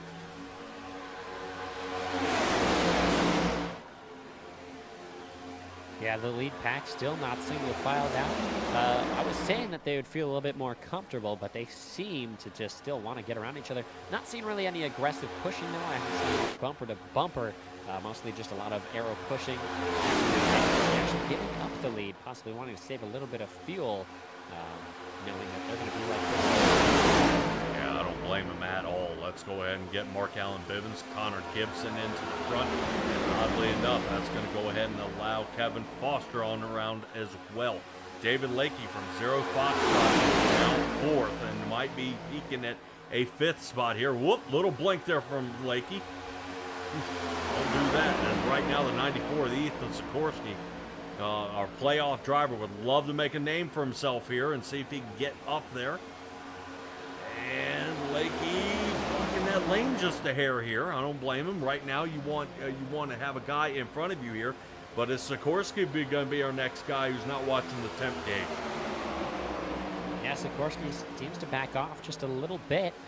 Possibly watching the 10th gauge. We saw Jackson Duke just now let off a lot. He might have been hitting close, especially with a little bit of damage on his front bumper. The more damage on your front bumper you have, which you seem to be. But, Mark Allen Bivens, Connor Gibson, going to be the leader of that bottom lane, but Ethan Sikorsky and Jason Greenwald on the outside lane, making it work still. Now, Bivens is allowed to go below that yellow line on the backstretch. to allow drivers to get around him, but he is not allowed to advance his position underneath the yellow line. So make sure you guys keep that in mind out there when you see guys passing below that double yellow line. That may come into play when we get to the finish line at the end of this race. You guys are going to be trying to spread all out and sling by, but they cannot pass below that double yellow line. Currently in front is Connor Gibson. Jason Greenwell sits in that third spot trying to take a peek there for the lead, but was unsuccessful. But he's going to sit back, try to see if he can go back at it again. But boy, has he got a lot of work left to do here. Lap number 59 underway as we are coming very, very close to about under our 35 lap mark. We're going to cut to commercial, and we'll be right back as they're working on passing Hayden Ball.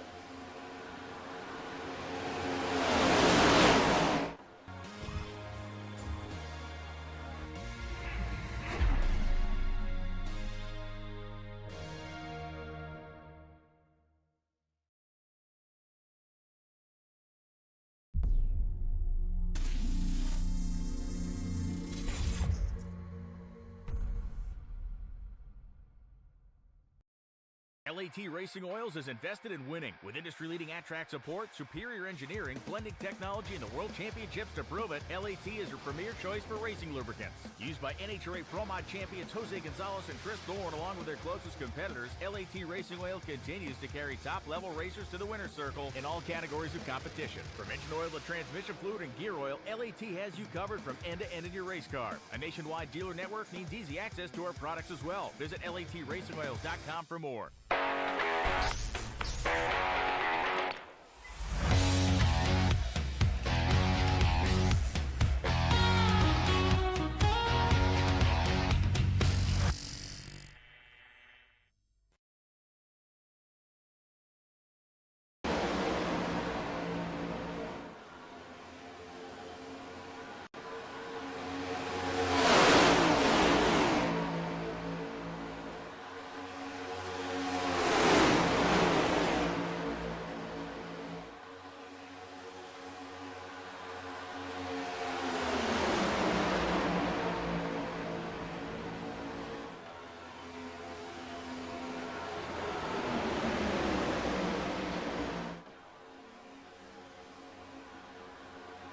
35 laps left to go here as we are currently looking at Jason Greenwell in the front. Thanks for hanging out for a shout out from our sponsors out there here for the Bandit Racing League. Greenwell still leading this one as he crosses the line. Austin McGill is second.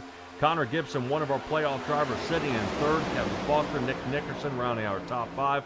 And our only other playoff driver is currently sitting in sixth with Ethan Sikorsky. But we got some blinking out here from David Lakey, and we're having a little bit of trouble keeping track of him out there. And boy, I swear, I think if he were able to win a championship here, somebody's going to send this guy a modem or router or something. Yeah, it's been bad for a while now. He's tried all sorts of different things. He's actually on Ethernet cable. I do believe he's got it running like through his house. So he's put in the work, but it just seems to not be able to work for him. It's got something about his area. So obviously, hard feelings for David Lakey. He tries all he can to get some good Wi-Fi in there, but just never works out for him. So, but I'm glad it's good enough for him to be able to race this league. I will say he has done 10 times better from last season. There were times we'd lose him for half a lap. So Lakey it is getting better for him, but man, somebody better just queue up out there and tell him to get fiber optic. Even if they don't offer it in his area, somebody send it to his house to get this guy locked down. Jason Greenwell still leading this race, though. All Fords mostly here in the top 10. Currently, I've only got 3 Chevrolets of Curtis Yancey, David Lakey, and Connor Gibson. And Dylan DeCastro's lonely Toyota sits in 9th. Now, a lot of these guys here in the top 10 have had to take their fast repair. They are being super careful out here and knowing that they've got to kind of teeter on the edge because there is no redo. The fast repair has been used, and they will be sitting in pit road for a long, long time out there. Like Mark Galloway, currently, I believe he's sitting in this pit box for the last 19 minutes trying to get that car fixed up, and it is just not coming back around. And drivers are still damaged. John Osborne, Adam Tahan are still damaged. And Mason Flagar still finishing up using his fast repair. And he's still trying to scramble to get back on to the lead lap here. But I think a little bit of pit strategy here, Jackson, is going to be the only thing that's going to help these guys out. For sure, pit strategy might shake up some things. We might see some cars speeding down pit road, some penalties possibly, as well as just when you got on pit road, sometimes you make mistakes. Not always enough to give a penalty, but it could be enough to fall back to the group behind you, or one car might get a really good stop, or they might all spread out, and everyone being spread out, being able to draft each other back might create one big group. Who knows what could happen when these drivers finally head down pit road. It's been over 35 laps since the last time any of these cars pit. So I would expect to see him come down at some point soon. Here comes Jason Greenwell, actually, by himself. That is the last thing you want to do. Yep, do not want to be doing that, but fortunately Carter Phillips will be joining him, and I think actually the back of the pack here. Victor Weaver coming on down as Matt Bailey trying to hint to us out there that he is running low on fuel. Ricky Hart, Jackson Mummert out there, and Zach Grindsteiner is in pit road here again. This will be his 5th time here tonight. We'll see how he can do, as it looks like Ricky Hart shoots past his pit box, back out and trying to get some fuel in that car. Right now that 28 on a long hold here. I'm not sure if I'm seeing tires going on there. Yep, there he goes, back on, and out he goes. So Carter Phillips going to be trying to chase down Jason Greenwell, who's currently 6 seconds out in front. And Greenwell, when you said he came down by himself, yes he did. He gets out by himself, but I guarantee you these guys behind him are going to catch him, as he is a lone ranger out there. Definitely looking at a minimum of 30 seconds before he can find Paul Wilson as our next clutch of drivers come down into pit road. Nickerson, Foster, Nicastro coming on down. That's going to put Austin McGill into the lead. Something I want to bring up, we saw it happen a couple times this season. Cars going through too many pit stalls. I saw Ricky Hart Jr. Leave his pit box, and it seemed like he went through 4 to 5 pit stalls before he went towards the right of pit road. If race control is paying attention to that, that could be a big penalty for Ricky Hart Jr. All right, we'll definitely keep on it there. Dylan Castro has been black flagged, and it looks like speeding in. So That'll bite you. Yep, he is hanging in there. Currently 45 seconds in the box. He may be punished here a little bit later. Jackson Duke, the only one coming down. Oh, no. Ooh. Back-breaking. I'm going to say that's just got to be demoralizing for the team, even when you sling past your own pit box. I think what you guys don't realize is there's not a whole lot of braking done here at Talladega. It's mostly throttle control. So the brakes haven't heated up, or your tires are melted down so bad there's just no traction left when you expect them to come to a stop. So let's see who decides to come down pit road out of the front clutch. Nobody this time. Everyone's staying out. Let's check back in on drivers like Eddie Haggy. He's currently sitting back about 12 seconds off these guys, and no takers. So Jackson, talk to me a little bit here. We got guys saving fuel out here? Oh, for sure. Everyone was in a pack for so long. Obviously, we saw them spread out when we had those issues and no caution came out. But we saw them spread out. But a lot of these drivers were sitting towards the back of the pack that entire time. When you're in the back of the pack, you can go half throttle the entire time. Everyone in the front of the pack, full throttle the entire time. But when you're behind, you can stay half throttle in the draft and keep up with the people in front of you. So that lets drivers gain a couple laps. Sometimes you can make it 2 to 3, sometimes even 5 to 10 more laps than the people in front of you, because you are going half as much throttle as them. So definitely some big fuel saving opportunities here at a track like Talladega. He was heading earlier rather than later. Drivers like Brett Guzman, certainly you see him hanging there toward the top line. He's trying to tuck in here pretty soon and get that fuel saving later on. Now, originally, he had kind of looked into this crystal ball that apparently seems very, very cloudy right now. That Brett Guzik's idea of, saving fuel and saving tire like he normally does would not come into play.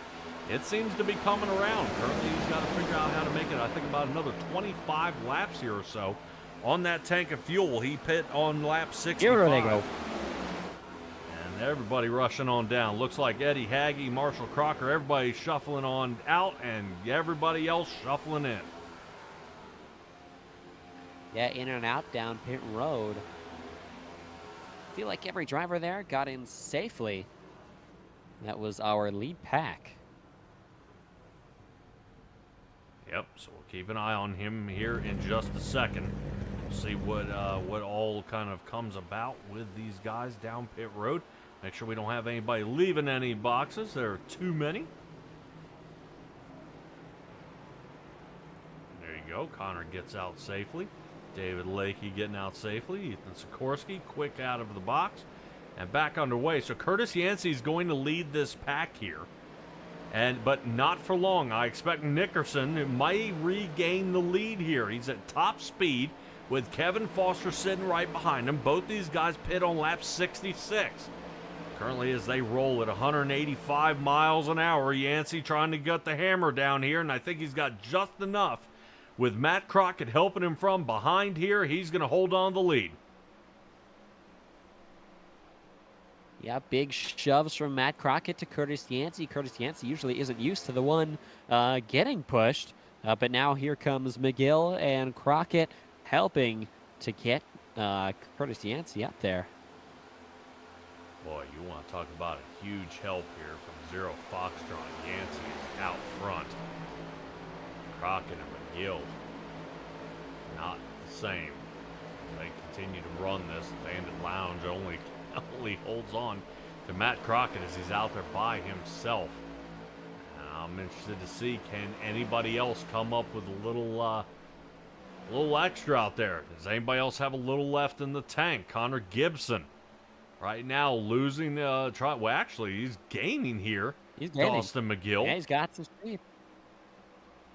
Excellent. McGill seems to have let back a little bit. In order to let these two catch up.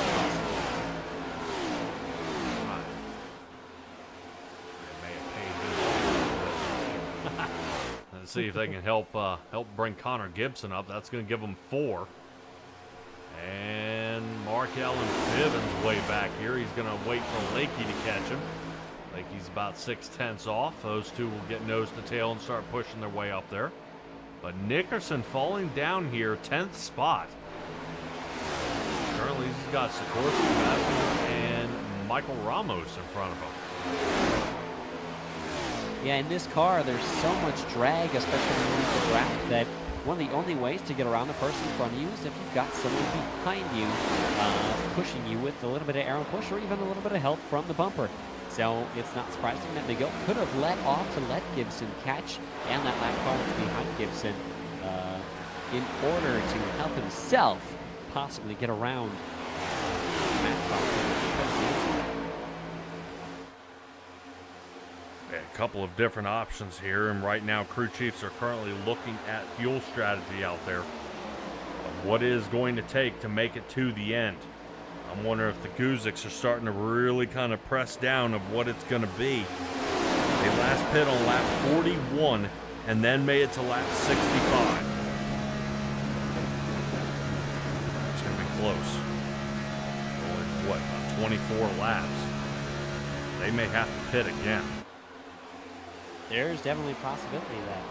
I think a lot of these drivers are possibly just depending on caution coming out at some point soon, but the field's so spread out, I'd be surprised if that happened, really.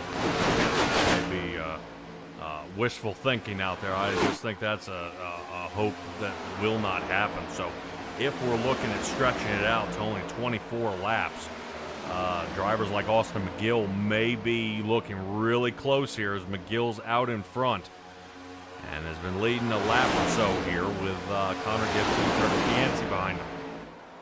I would say right now, big points gained for Connor Gibson if he can come away with a win as a non-playoff driver is currently leading. And he goes around.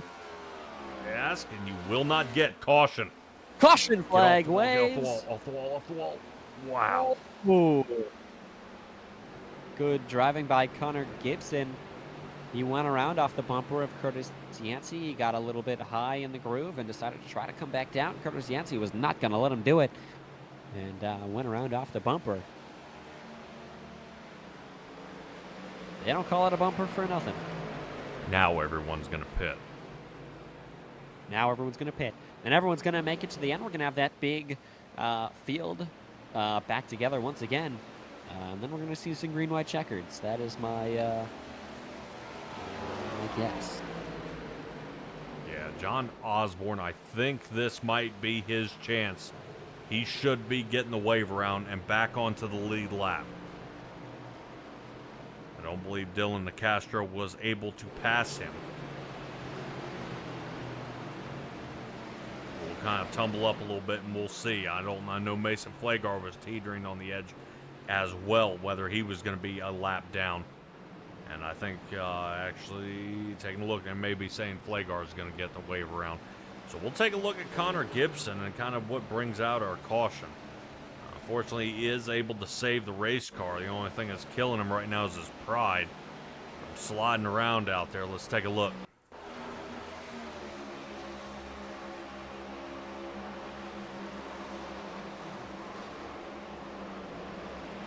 How did Yancey get out of the way of him sliding back down? Yeah, Curtis Yancey got very loose. He moved the wheel very hard to the left, and I believe he probably hit the brakes. He was able to avoid it. Oh, that's why. Matt Crockett moved his bumper in just the perfect way. And I was wrong. Connor did not come down.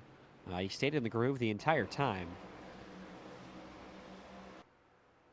Just got loose off the bumper of Curtis Yancey. A little bit of a sideways push. Went high. Came back down. Wow. I would like to watch Matt Crockett's onboard of how he just helped Curtis Yancey. Without Matt Crockett there, Curtis couldn't have been able to do anything. Well, Matt Crockett. I'm just impressed at Yancey sliding off to the side there. And it didn't affect him. I don't know. That's just crazy to me. As Yancey almost sees him turning back. Here's the huge run by Crockett. And then just out of the way. Wonder if he would have cleared him.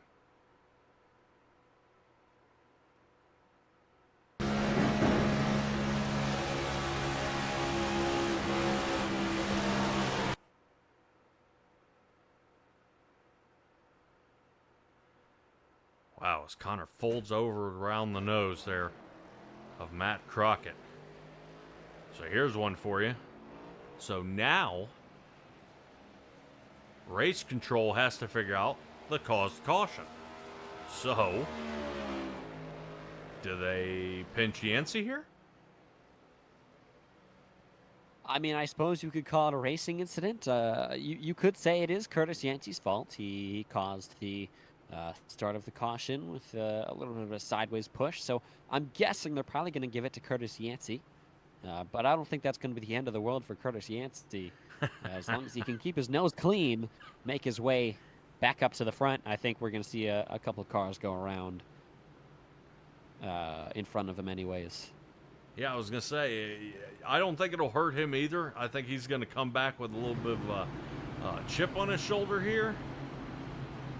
But that's the last thing I want to see is the 51 with 18 laps left to go. Put the hammer down. And try to drive the hammer through ever this been field. lifted? Oh, boy. I don't know. I mean, good. I don't know. This is going to get nasty. I mean, he started 15th. He's awesome. led some laps.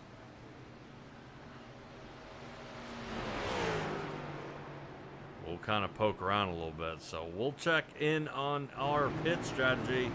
Everybody coming down in the pit except us. Austin McGill did. Chris Passenger did not.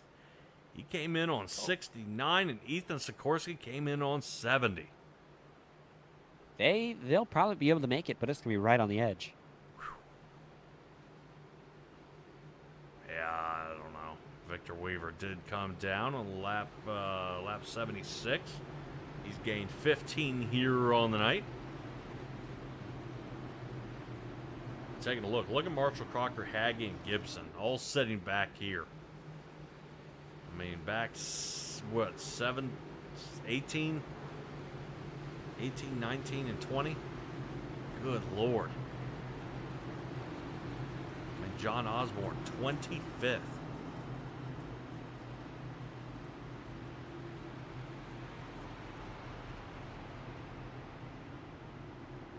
All right. Kind of hold our breath here. Hope for the best. Some guys did fuel and go. Some decided to take tires.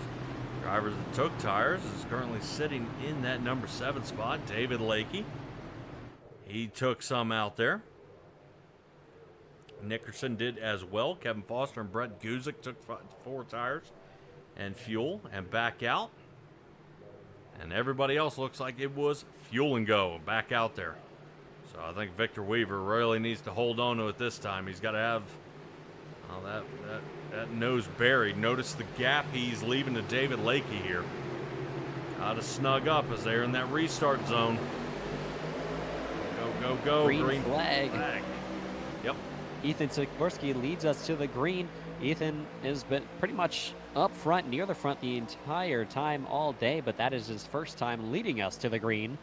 But Ethan Sikorsky not pulling away like everyone else has. Right on the restart, he stayed right with his rear bumper on the front bumper of Miguel Ramos now getting in front of both of them to the outside. Big pushes, a little bit of an issue on that bottom lane. Here comes Michael Ramos to the lead with help from David Lakey and Christopher Bassinger. All 3 cars bumper to bumper to bumper on that high lane. Yeah, watch Jason Greenwell, the anchor of this bottom line here. 83 giving a shove to the 10 of Austin McGill. McGill trying to work with Ethan Sikorsky and get their Fords up to the front. See if they can get just a little more. Right now, David Lakey is noticing Bassinger right now is not happy. Wants to see if he can shove to the front as well. And Carter Phillips sneaking back into the screen. Earlier with a blown engine has come back to the race, sitting in 7th. That 30 car starting to look like he's blocking out Nickerson here as Nickerson takes a peek to the high side entering turn 1. Yeah, Nick trying to make that 3rd lane work. We've seen him do it before this race. He's looking for it once again. Kevin Foster and Nick Nickerson have been working well together all race, but Curtis Yancey still trying to make his way back up. Ethan Sikorsky pushing his way to the front. That high line moving all the way back. Ethan Sikorsky trying to push David Lakey. David Lakey's blinking. Everyone getting mixed up. David Lakey goes around. Lakey punted out here as he slings into pit road. That is not going to bring out a caution there, but hopefully it will wave off the black flag of him coming down pit road at over 140 miles an hour as he brakes sideways. A little blinking by Lakey. Yeah, they don't know where he is, so they'll go ahead and clear that up for him. Outside line will be Bassinger, but currently he's waiting to see if Nickerson can help him here. We're separating again, 3 wide down the backstretch as we hop in the Goodyear blimp view. The inside, right now in the middle lane, looks like somebody hit the brakes here. It does not look good. We've got a driver falling way backwards and maybe a possibility of even more trouble out there on the track. Notice where Benjamin Lacey is, currently sitting 14th. Yancey will be to his inside as the inside lane is going at it again. Car's going around. Not sure who that was in the back that went around, but we saw a lot of smoke. Caution flag waves. Yeah, double checking. Possibly a single car spin. Yeah, trying to find my driver who's down and out here. I think it was Adam Tahan. Yep, that was the one. Ton of smoke. We saw smoke on the tri-oval in front of him. We were not able to see what was causing that smoke, but everyone got it back together. But I guess some people trying to avoid what they thought was going to be a crash in the back. Able to keep it off that wall. But on the racing surface, iRacing decided that is enough for a caution. That car's coming.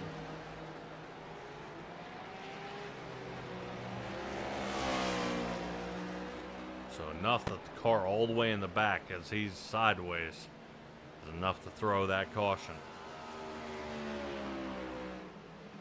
So right now it's looking even better for the drivers who didn't pit, like Ethan Sikorsky, who only came down on lap 70, and right now for Chris Bassinger, who came in on lap 69. This is, right now, they're looking genius right now because they are saving the fuel that they need to make it to the end.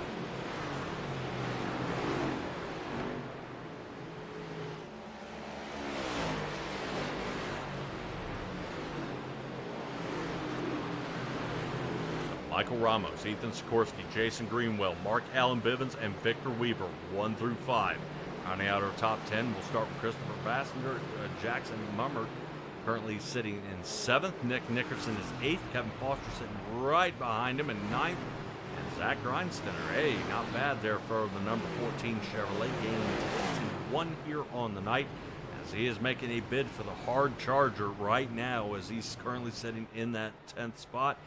The only person who's close enough to make up that kind of distance is Mark Allen Bivens, who's gained 19 positions, sitting in 4th. So, all right, everybody out there in the chat finding their drivers out there. As we are kind of crunching this one down, it'll be less than 10 to go when we get back under green flag here. As currently Michael Ramos is going to be sitting behind the pace car for a couple more laps. As we are checking out there down pit road, John Osborne. Whoop. Getting tires. Yeah, you look like you're getting a little floppy on that car. Might have that suspension a little too tight there. David Lakey, he's down in pit road. Currently looks like not seeing any tires going on. Tahan is currently sitting in his pit box. Hayden Paul as well in the 54. We'll see. At a track like this, Go ahead. where you're full throttle and you're not turning too much, tires really don't feel like they matter when you're just normally driving, and they don't. They're not going to affect your lap times at all. However, when you're in the draft, when we're getting pushed, trying to save the car as well, it matters a lot more. You start to feel it right when you start to get pushed. When the air starts to lift up your back bumper and the car behind you is real close, you really start to feel a difference in those tires. So especially towards the end when everyone's going to be pushing real hard, I always like to have a nice fresh set of tires there towards the end. And John Osborne has a lot of work to do to get up to the front, so good on him for getting some tires. Yep, we'll be holding our breath to see if he can make it. Definitely a slew of caution flags here tonight. This will be our 5th one here of the night. And we've seen drivers tumbling up all over the track. Here is caution number 1, which ended up causing a boatload of trouble riding on with Jackson Duke. He ends up making it through. Caution number 2 is where we are getting in a tangle up heading down the backstretch and into 3. Boom, into the wall. That's what ends up taking out Bill Harkins out there. Then we should have had our stage break, which fortunately guys have been able to squeak through and make it by, but Flagar does kind of turn Crocker there. Gets him all mangled up. And just nothing but trouble here. Christopher Ferreira gets in trouble on this one as the 13 machine gets in a crash. And around he goes. So honestly, I've got to say, not all of these are as big as we had thought. Sometimes we do see 10 to 15 drivers getting tangled up.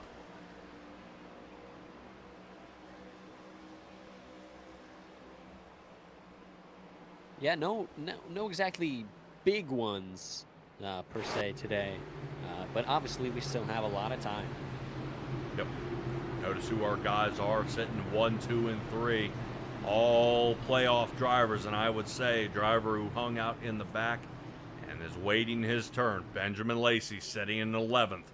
Right now he's going to be teetering on the outside. He wants at least a top 10 finish. I don't blame him, as I remember he originally barely squeaked in here to the round of 8. And he has got to have a solid finish here tonight. I would say if he could at least get 5th, if possible, if not a win, Benjamin Lacey would feel so much better when seeing his outlook for the rest of the round here, seeing how our schedule will be coming up, which is going to be pretty ugly. It's going to be the easiest race of them all. Richmond will be next week, Auto Club the week after that. And that's going to be pretty tough. Auto Club is where we will make our next round of eliminations. And then there will be one race, round of 4, at Charlotte. So that should be a fantastic race. Good place to have these guys shoot it out and make it there. 10 laps to go as the pace car pulls his way on off the track. We are waiting for Barney in the flag booth to let us know Michael Ramos wants to get this going again. Gonna be 10 laps to go when we go green right here. Ramos and Sikorsky leads us to it. Green flag waves once again. Final 10 laps of the Lady Chaos Racing 95. We got Foster moving up to that high side. Still pretty equal. Both wide.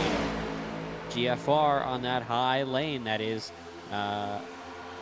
Nick Nickerson and Kevin Bassinger trying to make it 3 wide, and they are making it work. That lane is currently faster than all the other lanes there for the lead on that high lane. 5 Fords occupied the top 5 here as they continue to keep charging forward. Nickerson, after even going a lap down, this guy is back in the second. Kevin Foster sits right behind him, although Foster was eliminated last round, and these guys are doing their best to see if they can get their guy up to the front. Sikorsky's best spot here is sitting 5th as they are currently marching backwards. Inside line seems to be falling apart here as once again, as we hover over top, it looks like the 15 of Matt Crockett causing some trouble there as he sits behind Curtis Yancey. You said Yancey don't have to wait much time for him. Yancey now up to 16th outside line. You see him almost catty corner there to the Sour Patch Kid of Connor Gibson, who's looking to fight his way back up to the front as well. The most coveted spots sit in the top 3. And oh, there they go! Round we're going. Is that off Zach? The bumper of Curtis Yancey. He came back and slammed Curtis Yancey into the wall. I wouldn't be surprised if Curtis Yancey got a lot of damage off of that as well. But, I mean, we were talking about that front bumper of Curtis Yancey is going to get used, and it's going to get pushed to the limit, exactly as we expected. Wow. Zach Rinsteiner, a lot of damage there. Not too bad, Curtis Yancey's car. Yep. So We'll be fine to keep going. Take a look. What happens to Yancey here, and see if he's going to be in some trouble. Carter Phillips was also involved in this as well. Let's take a look.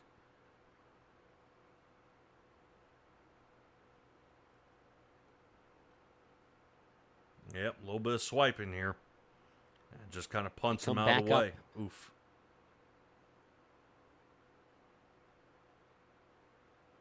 Carter Phillips. John. So close. Barely avoiding that.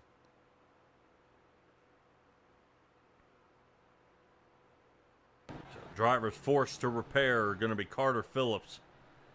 It looks like he is, whoop.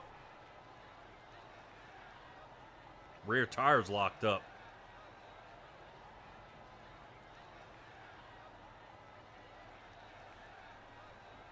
Not exactly the side I would have figured. He hit the other side.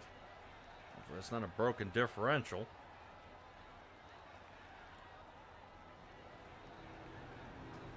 He's heading back out onto the track.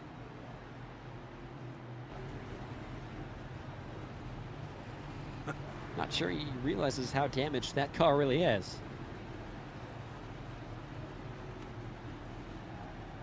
Definitely not a broken differential, because that left rear is still pushing him. he might have just realized it now when he hit the gas there and the car moved to the right. What kind of camera angle is this? Yeah, car I'm not Phil's sure what his plan is. trying to limp it here.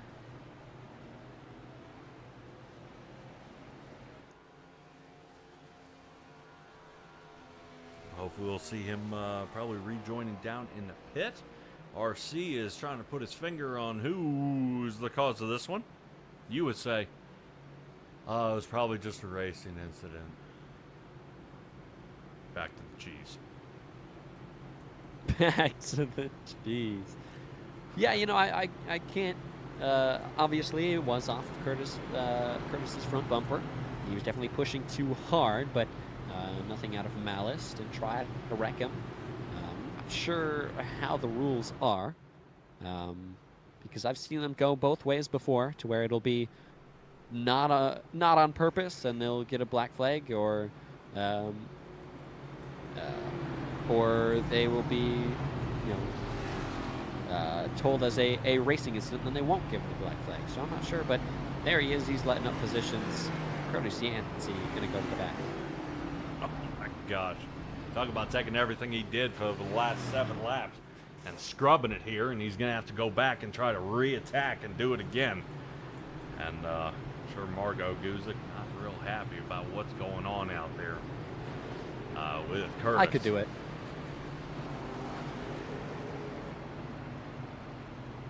Just say it. I ain't scared. No, I think I could do it. 7 laps left. 20, he's going to go down to 29th, 28th, maybe? Something like that. Oh, he's going to go down to 25th. Who is that? What is Tahan doing? Going a little off-roading. Putting some dirt on Mason Flagar's front window. What is... He's cooling the tires. That's what he's doing. Right. Oh, he gets on the gas on the apron. Oh, boy. Okay, so he just It's did pretty that. bumpy down there. He didn't... Oh, boy. All right, Perfect Shine Auto Spa bringing you the 6th caution here of the night. One of them was scheduled there on lap 33 for our stage break. We're back underway here with 5 laps left to go. Curtis Yancey being sent to the back of the field.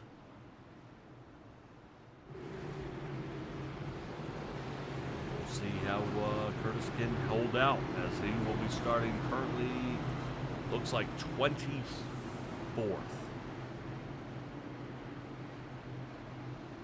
There's a little bit of fade off there from Matt Crockett. Matt Crockett's almost been in his back pocket here all night. The Liquid Death Machine has been helping the 51, as they've been working very well together out there. Hayden Paul, we've not seen him pretty much all day. He's been chillaxing in the back, possibly just going for a to finish the race. Haven't seen him get any damage or anything. His car looks very clean, so good for Hayden Paul. Yeah, I think he could definitely use a top 10 finish here tonight. He's been having trouble all season and starting from pits to originally get this race underway. So 5 laps left to go as we enter the Geico restart zone. Ethan Sikorsky and Mark Allen Bivens will be our guys here on the front row. And now you see Mark Allen Bivens starting to put a little fender to him there to make sure he can't launch away from him, but he does it regardless. Michael Ramos moves up to 2nd. Mark Allen Bivens Chevrolet, and oh my gosh, did you see that? The difference in speed, I think Carter Phillips is just trying to finish the race. But either way, Ramos back to the outside. He's looking to get around Ethan Sikorsky. Mark Allen Bivens was on the high side. He chose to go low. Now pushing Ethan Sikorsky down the back straight away. He's going to have help from Kevin Foster and McGill. Both of them try to go high. Ethan Sikorsky saw Mark go high. He tried to join him, but he couldn't quite do it. Top 3 are all playoff drivers. Brett Guzik goes around in the back. Caution waves. 8th caution of the night. Ricky Hart Jr. going backwards. we're going to have a green-white checkered. Bandit Racing League only has 2 green-white checkers. If we can't do it on the first one, we only get 1 more. If we can't do it on that second one, we will finish under caution. There are no caution flags on the white flag. If we hit the white flag, it'll be all out. Boys, have at it. Wow. And we did have a fan out here for Ricky Hart out here. Looking to hope he would run pretty well here tonight, and did not have any chance. Let's see. Should be, I believe, Penny out there. Leslie Hart. Was hoping that the 28 would do well here tonight. I think he has got another broken suspension item here in the rear. Yes, he does. Let's say the right rear is towed out a little bit. So before I can even get the Perfect Shine Auto Spa away, we are back under caution. This one's starting around the Brett Guzik area. Yancey.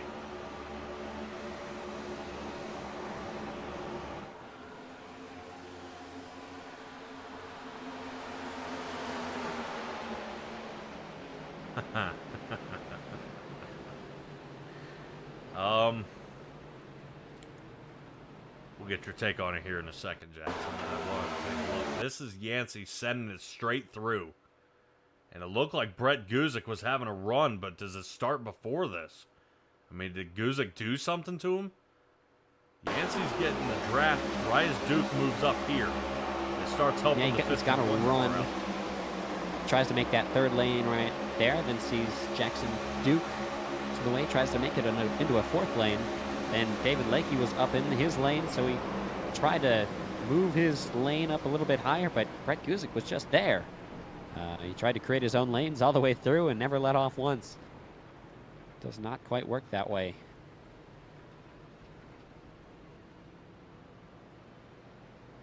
Wouldn't be surprised if we saw Curtis Yancey get put to the back once again.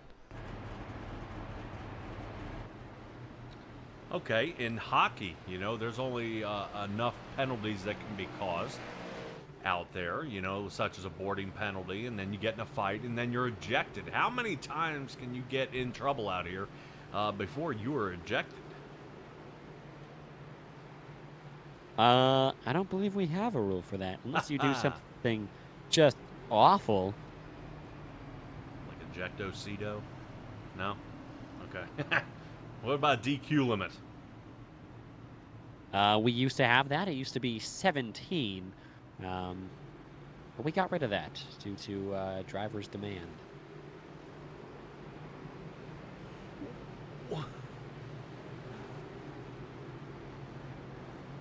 So no DQ limit, no penalty limit.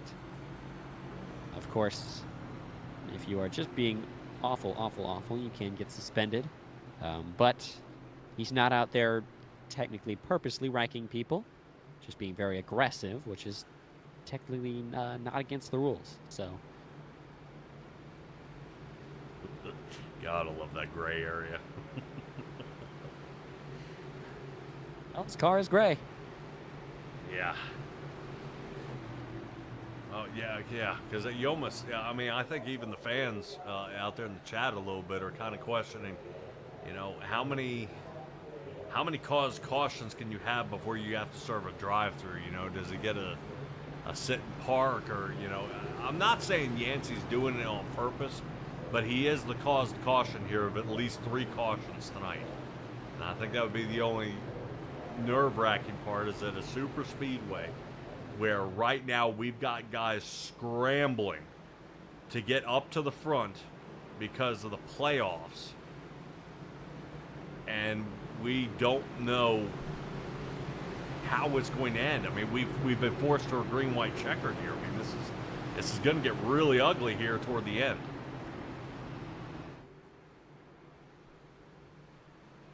I just don't like the... It's pretty fun to watch, though. Yeah, I just don't like the situation it's starting to squeeze into. I mean, look, Gibson, Hagee, and Crocker are sitting 11, 12, and 13. I mean, right now, this has got to be their time. And I wonder, you know, Lacey's currently sitting 16th. I mean, that's horrible for him. But, you know, I don't know, man, because I would say I've got a guy with a rocket pack sitting in the back here getting ready to try to shoot back up to the front again. And I'm in his way. There's not going to be enough time, no matter how good you are at Super Speedway Racing. 2 laps, you cannot go from the back to the front unless there's a huge crash. But so far from what we've seen with Curtis Yancey, usually the crash comes from around his area. So it's not going to be usually, a lot of cars. How do I say this? It's not going to happen far in front of him to where he'll be able to make up a lot of positions. It's usually going to happen right around him for unseen circumstances. Man, if you're like Marshall Crocker, you want a top 10, but we keep having a pace here for a little bit. You know, you don't blame your race, so you end up starting to blame everybody else out there why I couldn't get a green flag lap to get up to the front. And we've seen that a couple of times, but we'll see how they do as we get back under green. White flag next time by Lady Chaos Racing 95. We'll have Mark Allen Bivens in a very familiar spot in the number 1 spot as Ramos sits to his rear, and it looks like Sikorsky's going to fall back to 3rd here. Yeah, Mark Allen Bivens, we see him at the front in every Super Speedway race possible, but Ethan Sikorsky's kind of a new face here at Talladega. We don't usually see him towards the front at these Super Speedway races. Usually more the shorter 1.5 mile tracks, but he's back up there now pushing on that outside lane. Oh, Kevin Foster goes around. Will he be able to save it? He will not. Caution flag waves. We're going to have one more attempt at a green-white checker. That's the big one. That caught up a lot of drivers here. Eddie Haggy, I think, was able to squeak through. The real question is, where is Yancey? Yancey is in 15th. Didn't make up too much position there then. No. And we got out there, Madison out there giving us the old bruh. What just happened out there? Yeah, there's a little bit going on, but we've only got one green-white checker left. Here's what it looks like from the top. Greenwell hasn't been in the league for a while, but acquaints himself with Kevin Foster's quarter panel there. Kevin Foster goes around. You see the 18 of Victor Weaver. Looks like he keeps it off the wall, though. He might have survived. And Foster got out okay. Nope. As soon as I say that, Victor Weaver gets hammered. Bam. Chris Bassinger, he was up toward the front. Let's take another look at this. It's obviously brought to you by Perfect Shine Auto Spa. 18 almost cleared. Thought it was going to happen. Music shoving up to the front. Osborne again. There seems to be a little bit of anger between drivers currently. I'm looking at some of the chats. People not working with their teammates is what seems to be causing a little bit of the issues. But that is just speculation. I'm not exactly seeing issues from driver to driver. Yeah.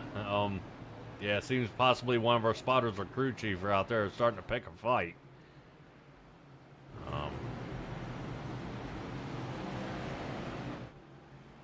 As a driver, man, that gets answered after the race. I would not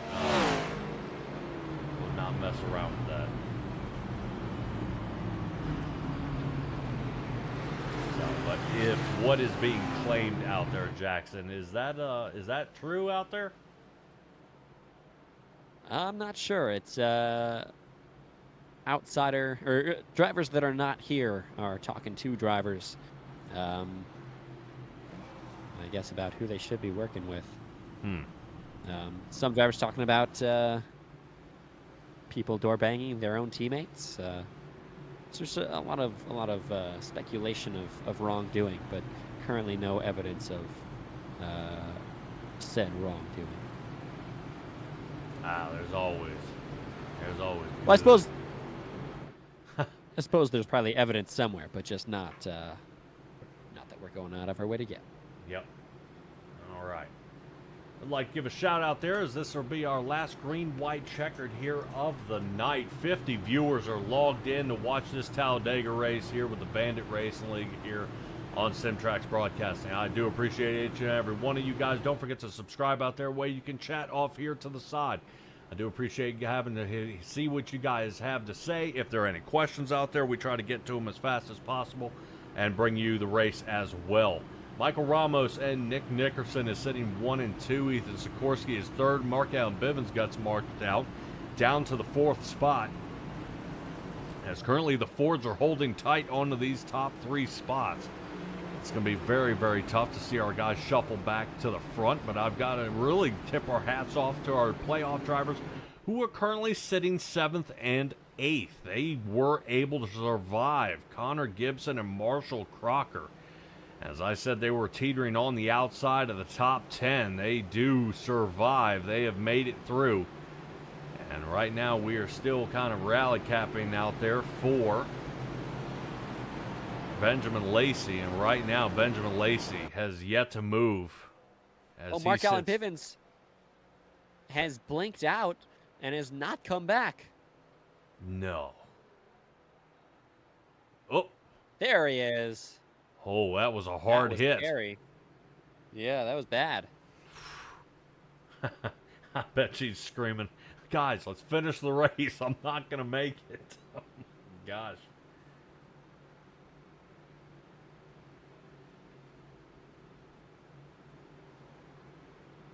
That's always scary when you're up there fighting for the lead. The last thing you want is internet issues.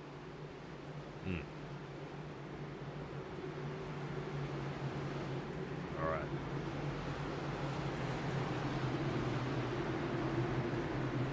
So, if we end up getting under caution again, will that be the end of the race? That will be the end of the race. Whoever's leading at the time of caution will be our winner. Of course, unless we get to the white flag. If anyone's racing down, whoever makes it to the line first, they could all die. Whoever is able to get their car to get across the line will be the winner. All right, pace car way out in front of the pack here. Pace car will be heading on off as we speak. This little drift move there. Beautiful. Nickerson and Michael Ramos getting ready to get back under green flag for the final time here tonight. Pretty sharp here as they line up side by side. Let's go ahead and get this one back underway. Green flag for the final time tonight. Ramos leads us to it. He's going to go high. It's a little bit of a push from Mark Allen Bivens, but decides to go back. He's got a little bit of a run, but that high side not having anybody on. Only about 3 cars up there. All the way to the back. Oh, Ethan Sikorsky sees a lane high. He goes for it. He wants the lead. Mark Allen Bivens way too far back to get any help from, though. We're going to see another car here on the inside try to go high as well. At least some point soon. I expect it to be Connor Gibson or McGill. Yep, tough racing here as we see Paul Wilson currently setting up 22 positions as we are back under caution. Here's the caution. Ramos may have the win here. They are currently still running it to the line. Letting off the gas is going to be Ramos. And I'm showing a yellow flag out here. It's Curtis Yancey. Heavily damaged this time. Yeah, final lap. We're going to finish this thing under caution. Michael Ramos going to be our winner in the Bandit Racing League. Going to be real good for playoff standings. Michael Ramos now going to be our playoff leader. Connor Gibson in second. Ethan Sikorsky in third. Mark Allen Bivens in fourth. Remember, only 4 cars, right? Move to the next round, I do believe. Yes. Yeah, only 4 cars move to the next round. Currently, those 4 cars would be Ramos, Gibson, Sikorsky, and Bivens. Obviously, things can change, but either way, this will be a real good start for Ramos. All right, looks like some of our viewers out there, and actually, well, let's just see what happens. Let's see what goes on here, because this happens toward the back, and if I'm not mistaken, remember we said how far he had made it. Here's a shot. Whoop. Oh, blinks out.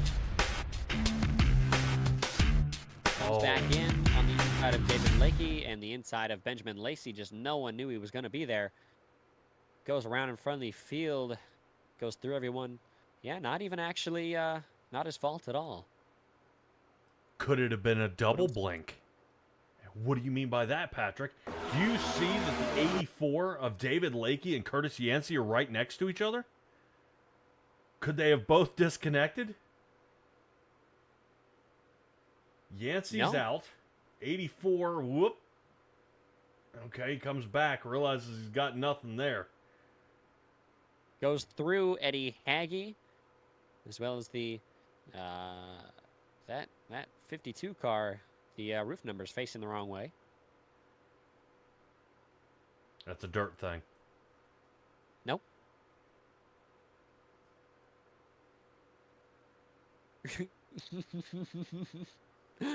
Not at all.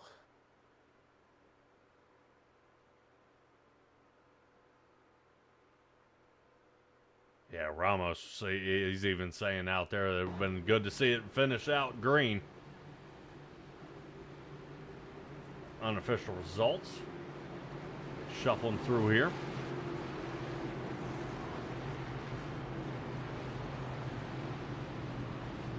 So we figure out where our guys start here. RC down there doing his best right now. Trying to mark when the caution came out and who finished where. Yeah, I think it's definitely going to be Michael Ramos. He's had almost no issues today. No reason to get any sort of black flag. Nick Nickerson was right behind him. Connor Gibson did finish 3rd on the board. Did make it. No. All right. Awesome. So we'll see if we broke in our 31 as well. Get these guys ready to go here as Ramos ends up hitting that win. So not bad there for the Zero Foxtrot team. That's two of their drivers made it.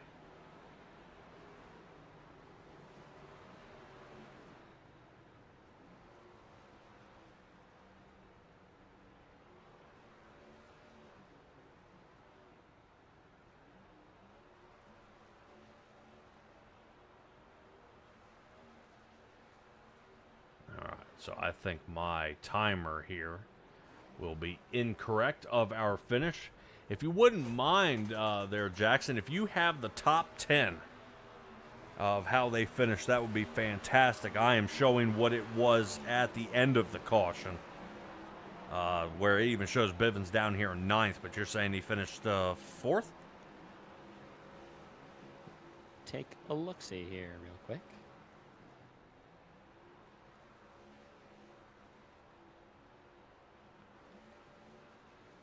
Seems like it's going to be Ramos, Nickerson. Oh, wait, hold on.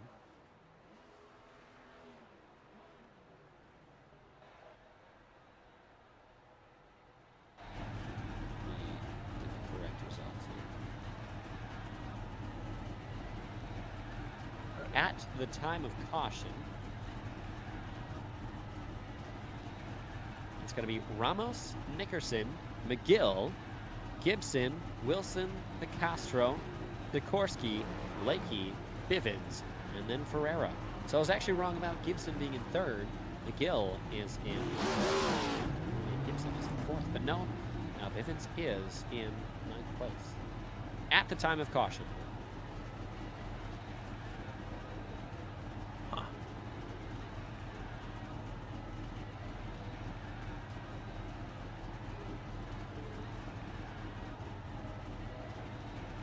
Well then. All right. We'll get everything squared away here in just a moment. We'll try to push everybody to kind of finish this up here in just a moment. Guys, hang on there for a little bit as we saw the celebration from Michael Ramos. And we will be right back after a last shout out from our sponsors and talk to our drivers here who finished in the top 3.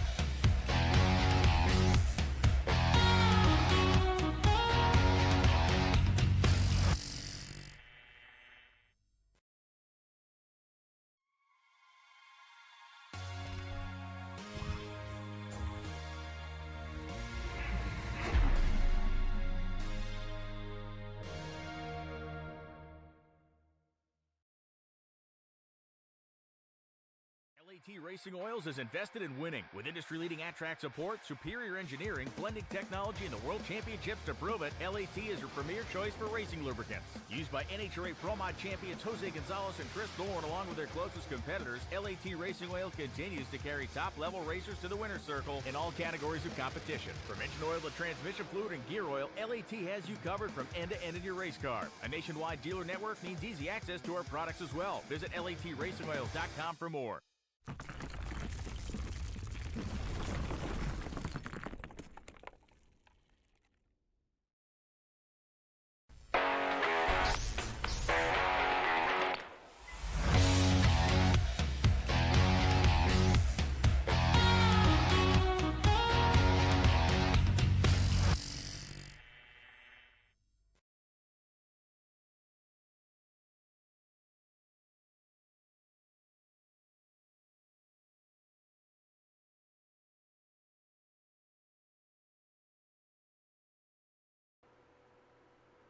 All right, everybody, catching up with second place. Nick, down a lap, involved in a caution out there. Tons of problems, yet you finish here in the top 3. Little surprising for you tonight?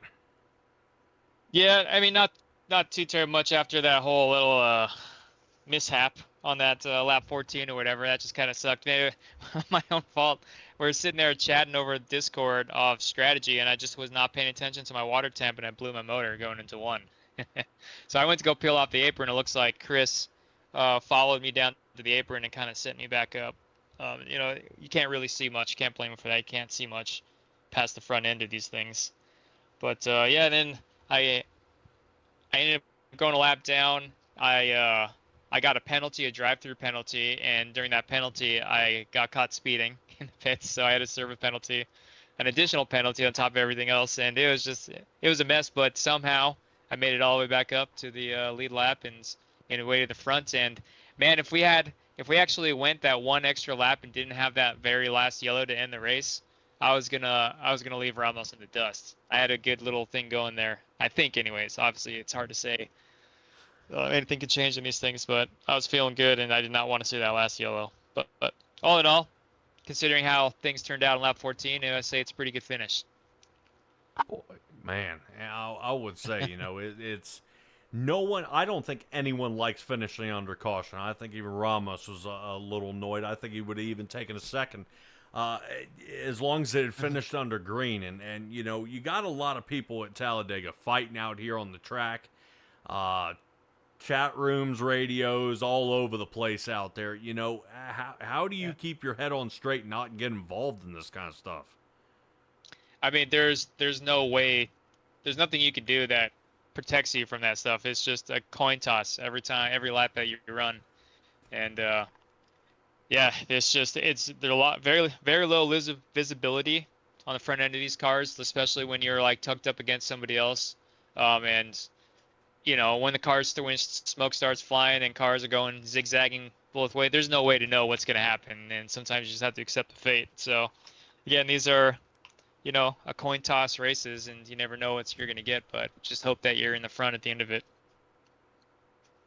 Well, yeah, I could see that. When you come back, when we leave Talladega, we end up at Richmond. Now, we're at a short track. It's kind of the same outlook for all the drivers out there as well. When you go to Richmond, kind of how do you look at it? Is it going to be more door-to-door bashing and beating and banging out there, or is it going to be, it's the same 4 guys that seem to win that race? It's probably gonna be the same 4 guys because you're talking about tracks, a short track where you're gonna be heavy on the brakes. So the guys that know how to drive the car under the brakes and get off the corners, they're gonna excel, and especially those that can tire save if we get long green flags. But short tracks also come with dive bombs, especially Richmond turn 1. There are, the fastest way around that leaves a huge opening on the inside of turn 1. So you'll probably see some carnage. I've been looking forward to Richmond, but unfortunately I'm not going to be there next week because I have to go to town for a little conference. So I'm going to have to watch it on YouTube. Yeah. But it should be a good race. We'll see. All right. I figure we'll probably see you around Auto Club on September 3rd. So we'll Yeah. hope the best for you out there. Nick, go and give me a shout out there, brother. Yeah, man, just good old sponsors, Big Red Propane, VIP Auto Glass, IES Residential, Advanced Auto Parts, Excel Parts, and all the admins, Bill, Kevin, Ben, everybody that does what they do in this league. And I appreciate you guys putting on the broadcast. Look forward to watching this one tomorrow night. Awesome. All right. Congratulations on second place finish.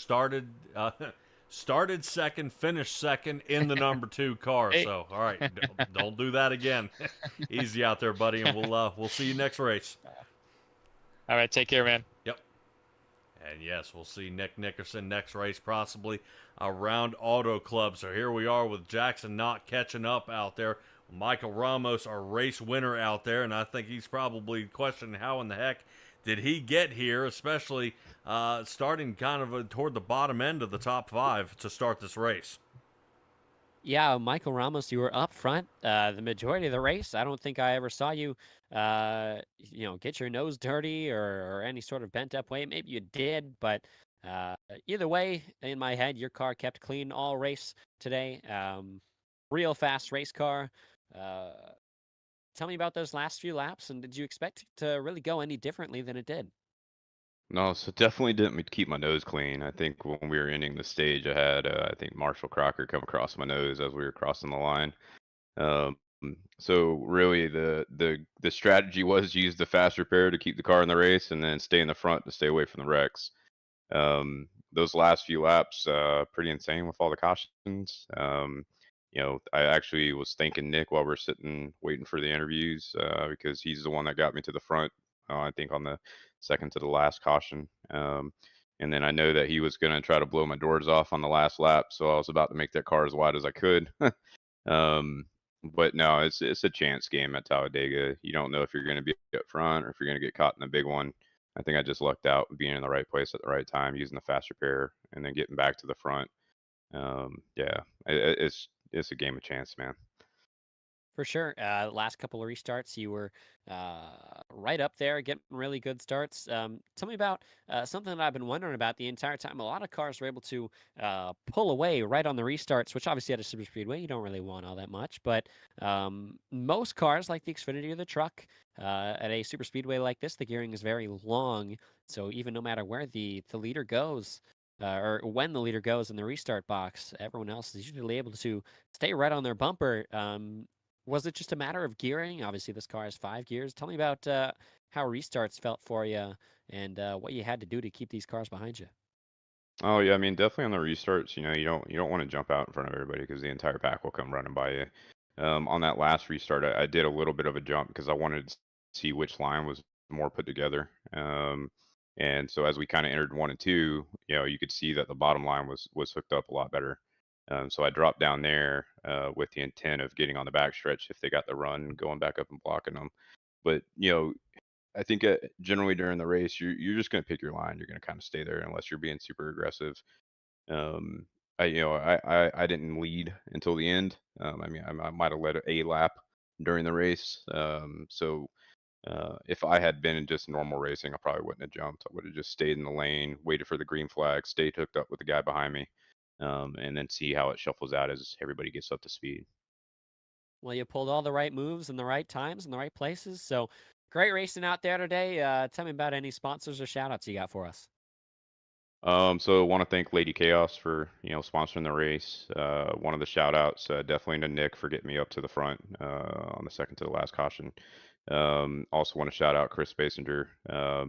We were damn near out of the race, and somehow we regained, went in the pit together, came out with pit together, and caught the lead pack.